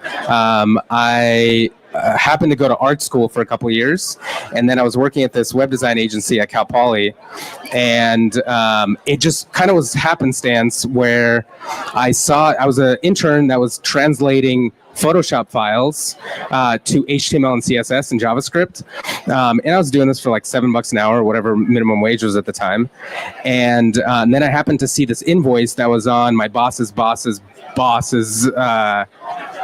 desk. That was the invoice for the project we're working on for Quicksilver, which is like the clothing company. And every line item, it was like CMS that we're working on, and every object in the CMS, implemented in like 3 days. But every line item for 3 days of work was $100,000 that I was probably being paid a couple $100 a week for. And that was like seemed like such a huge financial opportunity. I was like, hey, if I can automate this, if I can somehow go from visual Photoshop to actual working code and get me sort of like the translator in the middle out of the picture and like sell that software to other people, that could be huge. And that turned into a senior project. That turned into the first attempt to actually like productize it, raise money. Then that ran out of money. I also fell in love with a woman who is now my wife of 20 years. And she was like, you probably need to get a real job. And that was like the first attempt M did at that, where she's like, yeah, you can work on it, nights and weekends, but, go get something that pays. And then the second attempt, it was sort of, got a real job, started working it into it. And the itch came back like 3 months later, because it's, when you're so used to having an idea and actually trying to make it work, and then your day job is, a bunch of Jira tickets that, are kind of like an endless barrage of bugs and payroll, sort of like feature requests. I started working on it nights and weekends, and found a couple of co-founders at the time and started, try to raise some money. Kind of pitched in together from our sort of Intuit savings. And then life happened. I started to have kids, and two of my co-founders were like, well, we're moving. This isn't really going anywhere. And that kind of petered out. Then like 3 years later, sort of, and at that same time, other startups like Weebly, which ended up being competitive with us, raised a ton of money from like Sequoia, et cetera. So I had like thought that, okay, this opportunity is completely dead, right? And I kind of gave up on building the product itself and started building Webflow as an agency, where I would just like build WordPress sites. I hate saying that word now, WordPress sites. Building those for clients. And that's sort of like what Webflow became. It was like this, moonlighting, building websites for other folks, while trying to raise two young kids. And then out of the blue, this is sort of like very, sometimes I think it's divine providence, sometimes just luck, where from the second attempt, when we had two co-founders, we actually applied for a trademark for Webflow because I had the domain name, and it was rejected because there was a company in Florida that had that trademark. And I sort of completely forgot about it. In fact, we actually renamed the company at the time to Marked Up, like HTML markup, but without an E, because that's the only way you can get domain names at the time. And then 5 years later, remember that attempt shut down. Then I was running Webflow as an agency. 5 years later, we had already moved back to Sacramento. A trademark certificate arrived at my house that said, congratulations, you're the owner of Webflow, the trademark. And that was like the kind of the instigator of me like thinking again, okay, this is a sign. I have to start this company again. So that's when attempt number 4 came in 2012. And so far seems to be working. I say, so far, 1,000 people, couple 100,000 customers. Where are you guys at today? I talked to our CFO. He's like, don't share any numbers. But we're at close to 1,000 people. I'll just say hundreds of millions in recurring revenue, 500,000 customers, and a lot in the Fortune 500. Now over 100 customers that pay us close to $1 million versus where we were like, $20 a month to start with. Well, we got our start by building our website on Webflow. Still use it today. Thank you for the money. Yes. Well, thank you for making it easier. To your point, instead of like paying somebody hundreds of thousands of dollars to do this, we're able to get going pretty quickly. So that's the whole idea. What advice would you give to the founders that are out here today that are trying to, not just get their company out the ground, but go raise money, et cetera? Like how do they go about hitting that next milestone? I mean, the biggest thing that YC drilled into us early on is, first and foremost, that's more important than fundraising, more important than even hiring, is you have to build something that people need. You have to build something that like resonates and solves a problem. And to me, that's always been like the core principle of like building something that customers want, and more importantly, something that they can't live without. And that is, it's really hard to fundraise when that's not the case, when you don't have, you know, customer validation that way. And I still think that remains to be true to this day when we have, you know, now tens of product teams that are in themselves like little mini startups. And the hardest thing for me is to always keep drilling into them. Like, you have to talk to customers. Like, it's so easy to start to sort of disconnect from, you know, the direct connection to the people that you're building for. And I would say that's the biggest piece of advice I would give. And the other thing that I'm really grateful that we kind of like failed our way into initially is try to get to a default alive business where you're not relying on external financing in order to just stay alive. Because once you reach that milestone where, you know, the revenue you have coming in is covering all of your expenses and you're not losing money every month, it is like a magical, it just felt when we hit that moment in around 2015, and we kind of arrived there. We were forced to arrive there. We tried to raise money. Nobody would give us money. We're growing too slowly. And it was sort of like one of those things where like, well, we have to get to a place where we're, you know, stop hiring and get to a place where we are at least not losing money every month. But when we hit that inflection point, it was like, you just feel the freedom to kind of do things your own way, even if you're still kind of being really, really careful. It doesn't feel like you have infinite money. It just feels like you're not going to die. And when it feels like you're not going to die, that's like a really, really freeing moment that gives you the ability to think much more around the long term, like, and make longer term decisions that aren't always about survival. So I'd say we were like really lucky in that we weren't able to raise money at the time. That gave us this sort of fear initially, and then confidence once we hit that inflection point. That gave us a lot of optionality to, you know, go into even future fundraising conversations with a mindset of like, well, we don't necessarily need it to survive, which gave us the option to pick partners that we're like align with on a values level and on a mission level versus just taking like the first check that comes in. So if you are able to get to that place where your revenue exceeds your expenses, do that at all costs, because it really will give you so many more options to the thing that you want to build. There's a couple things where I want to like go a little deeper on. I heard a story that you had something like tens of thousands of people signed up on a wait list before you launched the product. Yep. How many of those people actually signed up after you launched? Oh, this was a reality check from, so when we launched this is before we launched our product, we had kind of a playground that was sort of just an idea for what the product was going to be that we released about 5 months before, out of necessity. We were running out of money. We didn't have any traction to show. So we decided to release this playground. It's still online, actually. I think playground.webflow.com in its 2012 glory. And that got people, so there wasn't an actual product. It was just like a sign up link where people could put in their email, and it was sort of like engineered this kind of viral thing where if you wanted to get access to the demo sooner, you just had to invite people with your referral code. So people would just kind of like try to game it and got more people on the list. But all that to say, we had about 35,000 people on this, potential users list. And that gave us so much confidence, because I was thinking like, okay, maybe if like 5% of these people convert to paying users, we're going to have all this money and all this revenue. We're not even going to need to raise funding.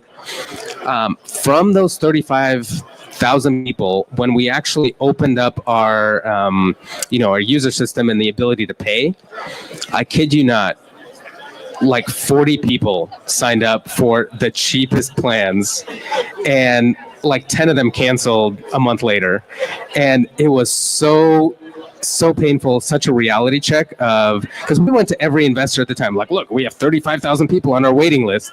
And so many of them are like, it's a waiting list. It doesn't count. And we're like, oh, you just watch. And when we actually released it, it was really depressing. And then 0.01% conversion was not what you'd modeled. Something like that. Yeah, exactly. I think in my mind, like 5% was conservative. I'm like, it's probably going to be 10%. Yeah. I remember that too. I remember had these like early customers lined up. We went live on YC demo day and like we signed the first couple up. I remember walking out of this like event we were doing and tell my co-founder like, oh, we're going to sign like 10 a week. No big deal. And then I'm like looking at the spreadsheet going like, I see some exponential growth here. 2 weeks later, 0 customers. And it forces you to dig deeper, right? Yep. By the way, talk about digging deeper and things to pay a lot more attention to than I initially did. Churn. It is really, this is another thing under talk to customers. I convinced myself that those are the last customers I wanted to talk to because they're the ones leaving. I wish I had started to obsessively talk to them much sooner because the insights, once we actually did, the insights that come from them are the most valuable because they're like the folks who like push the boundaries of what Webflow could do and more importantly what it couldn't do and why they were leaving. And it was really hard to get into those conversations because a lot of times they were embarrassing. They were really mostly people talking about why they're leaving, why it's irrecoverable, what's wrong with the platform or the product.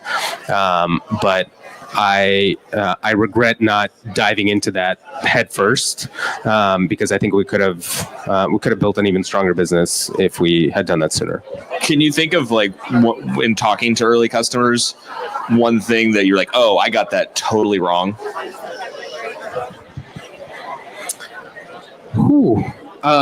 There's a lot of things. Here's what I totally got wrong. I had this whole vision for what Webflow would become. And, it was like this whole, all software is going to be built visually. And customers would tell me, hey, I need this kind of like boring thing to publish blog posts at a specific time. And I'm like, oh yeah, that's interesting. But what if you could build Facebook.com on Webflow or whatever? Like, I think I went too far into like idea territory or try to get customers excited about something that wasn't, might be cool, but wasn't actually solving their problem. And I think I made that mistake a lot where I would convince myself that the new shiny thing was going to be like better for the business, be better for customers, more exciting to work on, would attract more engineers because they want to work on kind of like the latest and greatest. But it was, in hindsight, a mistake to not listen to the boring parts. What felt like the boring parts that customers were telling me that they needed. When we started to pay a lot more attention to that and put like the bleeding edge stuff to where it belongs in like Horizon 3 type of development that, was more like a moonshot, we started getting a lot more long lasting traction where people would stick with us for much longer because we're actually paying attention to all their paper cuts, all of their little issues that at the end of the day add up. We actually call it paper cuts, and we have like an entire culture around, engineers and product designers and leaders like trying to remove as many paper cuts as possible because those are the things that are so easy to sort of, put at the bottom of your priority list because they're not a deal breaker, but you stack up 100 deal breakers or 100 non-deal breakers and people like emotionally have sort of a detachment to your product over time because they can tell that the quality bar is going lower or they start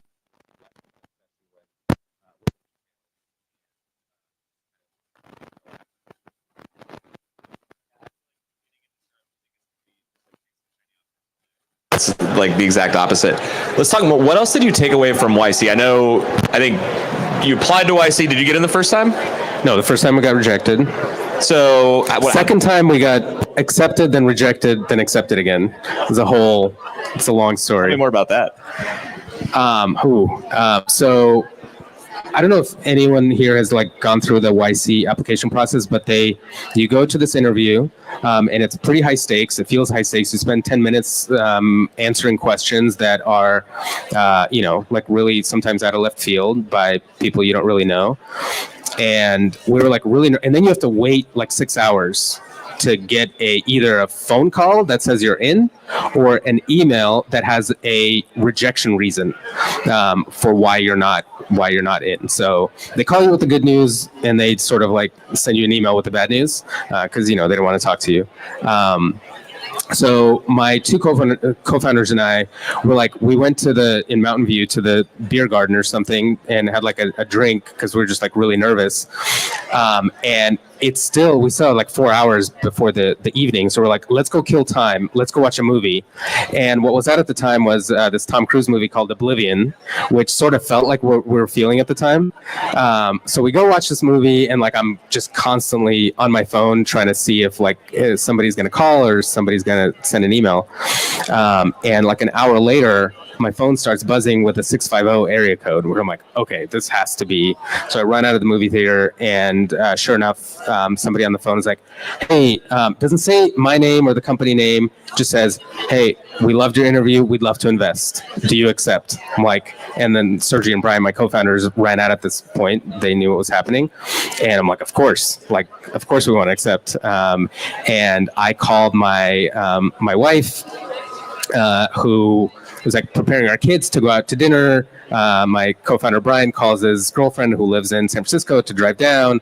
My brother Sergi calls his fiance, and we're all preparing for dinner. And then while everybody's driving, we're just gonna go finish this movie. And 15 minutes later, I'm still, for whatever reason, like checking my phone. I get an email that says, I'm sorry, we decided not to accept you because we believe Webflow is too hard to understand for simple users and not sophisticated enough for power users, for like developers. And it was like the perfect reason. Like that's why I would reject an idea like that that's early. So we're like, obviously the phone call was a mistake, and this email is spot on because it has like the right reason. We didn't show enough traction. They have a valid reason for not investing, and we just freak out. And we don't know what to do. We try to call the phone number back. Nobody answers. We try to respond to the email. Nobody answers. We call our families. We're like, it's off. We're not in. And it's already turning dark. And all of a sudden we just decide, you know what, let's drive to YC, to the office where we did the interview. Let's see if anybody's still there. And we're like halfway to driving there, and we get a phone call from the person who sent the email saying, the email was a mistake. We're so sorry. We're like, saw the wrong line on on a board. So apparently they had like, I don't know if this is the case. They had accepted a company that they shouldn't have. I don't know if that which company that was, if that's true, but that was probably the biggest emotional roller coaster of like, you're in, you're out, you're back in again, sorry. And then when we showed up on the first day, like a couple months later, our name wasn't on the list. And like we didn't have name tags. So then we were like, okay, maybe we did get rejected, and then they just felt bad about sending us this email and doing the phone call, but whatever, we'll take it. So, I really want to go look at who else is in your batch now. DoorDash. Yeah. Food delivery, that'll never work. Yeah. Okay, I really want to talk about team building stuff, but for any other like lessons learned from YC worth talking about? Charge for a product. So I was very hesitant to charge, and initially I felt justified in that when only 20 people or 40 people signed up for a product. I was convinced it was because we were charging $20. But I think I was convinced that we couldn't charge until we had like CMS, until it was fully sort of feature parity with WordPress. C told us.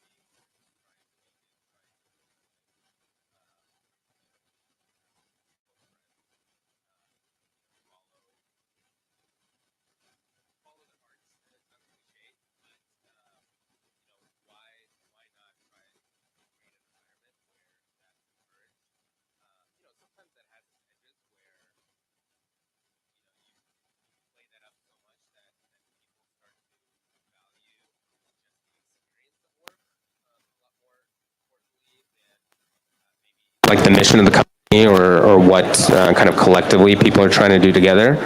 Where you'll have like months-long battle on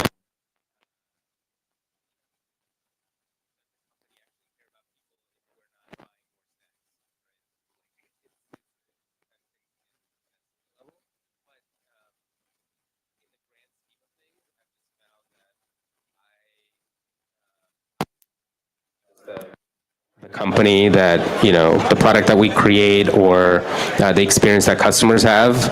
I want to go to sleep with a clean conscience about like how the company that I created, the way that we kind of operate in the world, how that made people feel, well, like the impact that it had on people. And I don't know, at one point I read this book called The Infinite Game by Simon Sinek, and he has like this really, it's interesting framework where usually businesses, they'll say, the primary social responsibility of a business is to return value to shareholders, right? And sort of like there's cliches around it, and that has its value. But this Infinite Game breaks it down into 3 stack rank priorities. Where the first priority of a business, the social priority of a business, is to advance what it calls a just cause, or a mission that makes other people's lives better in some way, right? And ideally brings 10 times more value to the world than it does to you as a business. And then the second responsibility is to prioritize people in your business decisions, which doesn't just mean people at the company, but also customers, also the planet or communities or anything that your company might have an impact on, whether negative or positive. And third is the third responsibility is to generate revenue so that you can do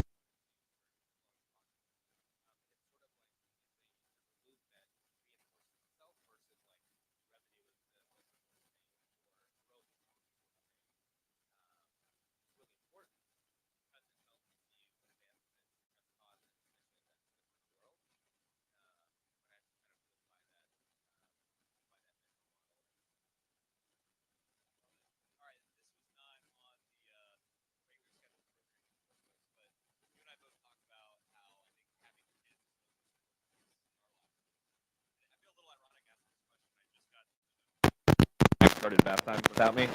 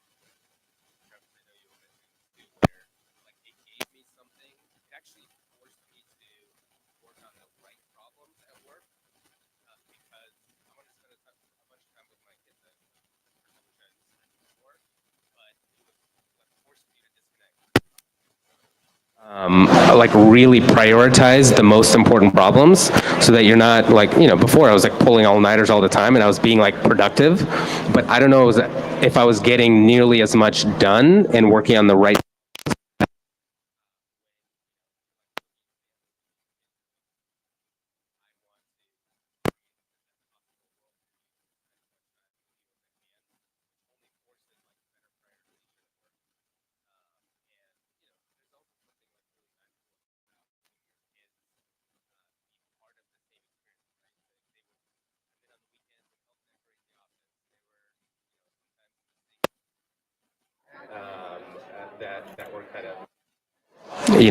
like they had little odd jobs around mostly the office, trying to kind of make the experience better for everyone. And they wanted to do it. Like they were just like, Dad, can we go to the office on the weekend or whatever? And it's just pretty magical to have, something that you share with the kids that way. And it created some opportunities for them to learn like new ideas, meet a lot of people. And I highly recommend it. I think it's a great place to leave it. I firmly believe, I think it's pretty true. We're only here today because people took bold risks, started companies, and had kids. So, On that, thanks so much. I'll let you guys all get to the bar. Everyone. Thanks, Vlad. Thanks for having me. All right, thank you guys. And I want to thank you all for being a lovely audience. It's been my honor to be your host. Once again, my name is Brian Sparks. And if you haven't had enough of me, you can listen to me on Silicon Valley Impact on Spotify, as well as iHeartRadio or an Apple Podcast. I'll see you all soon. And the food is being served. Enjoy and let's connect. Thank you very much. Thank you. This is awesome. Thanks a lot. Good job. Love that. Thank you. Hello. Really nice to meet you. Yeah.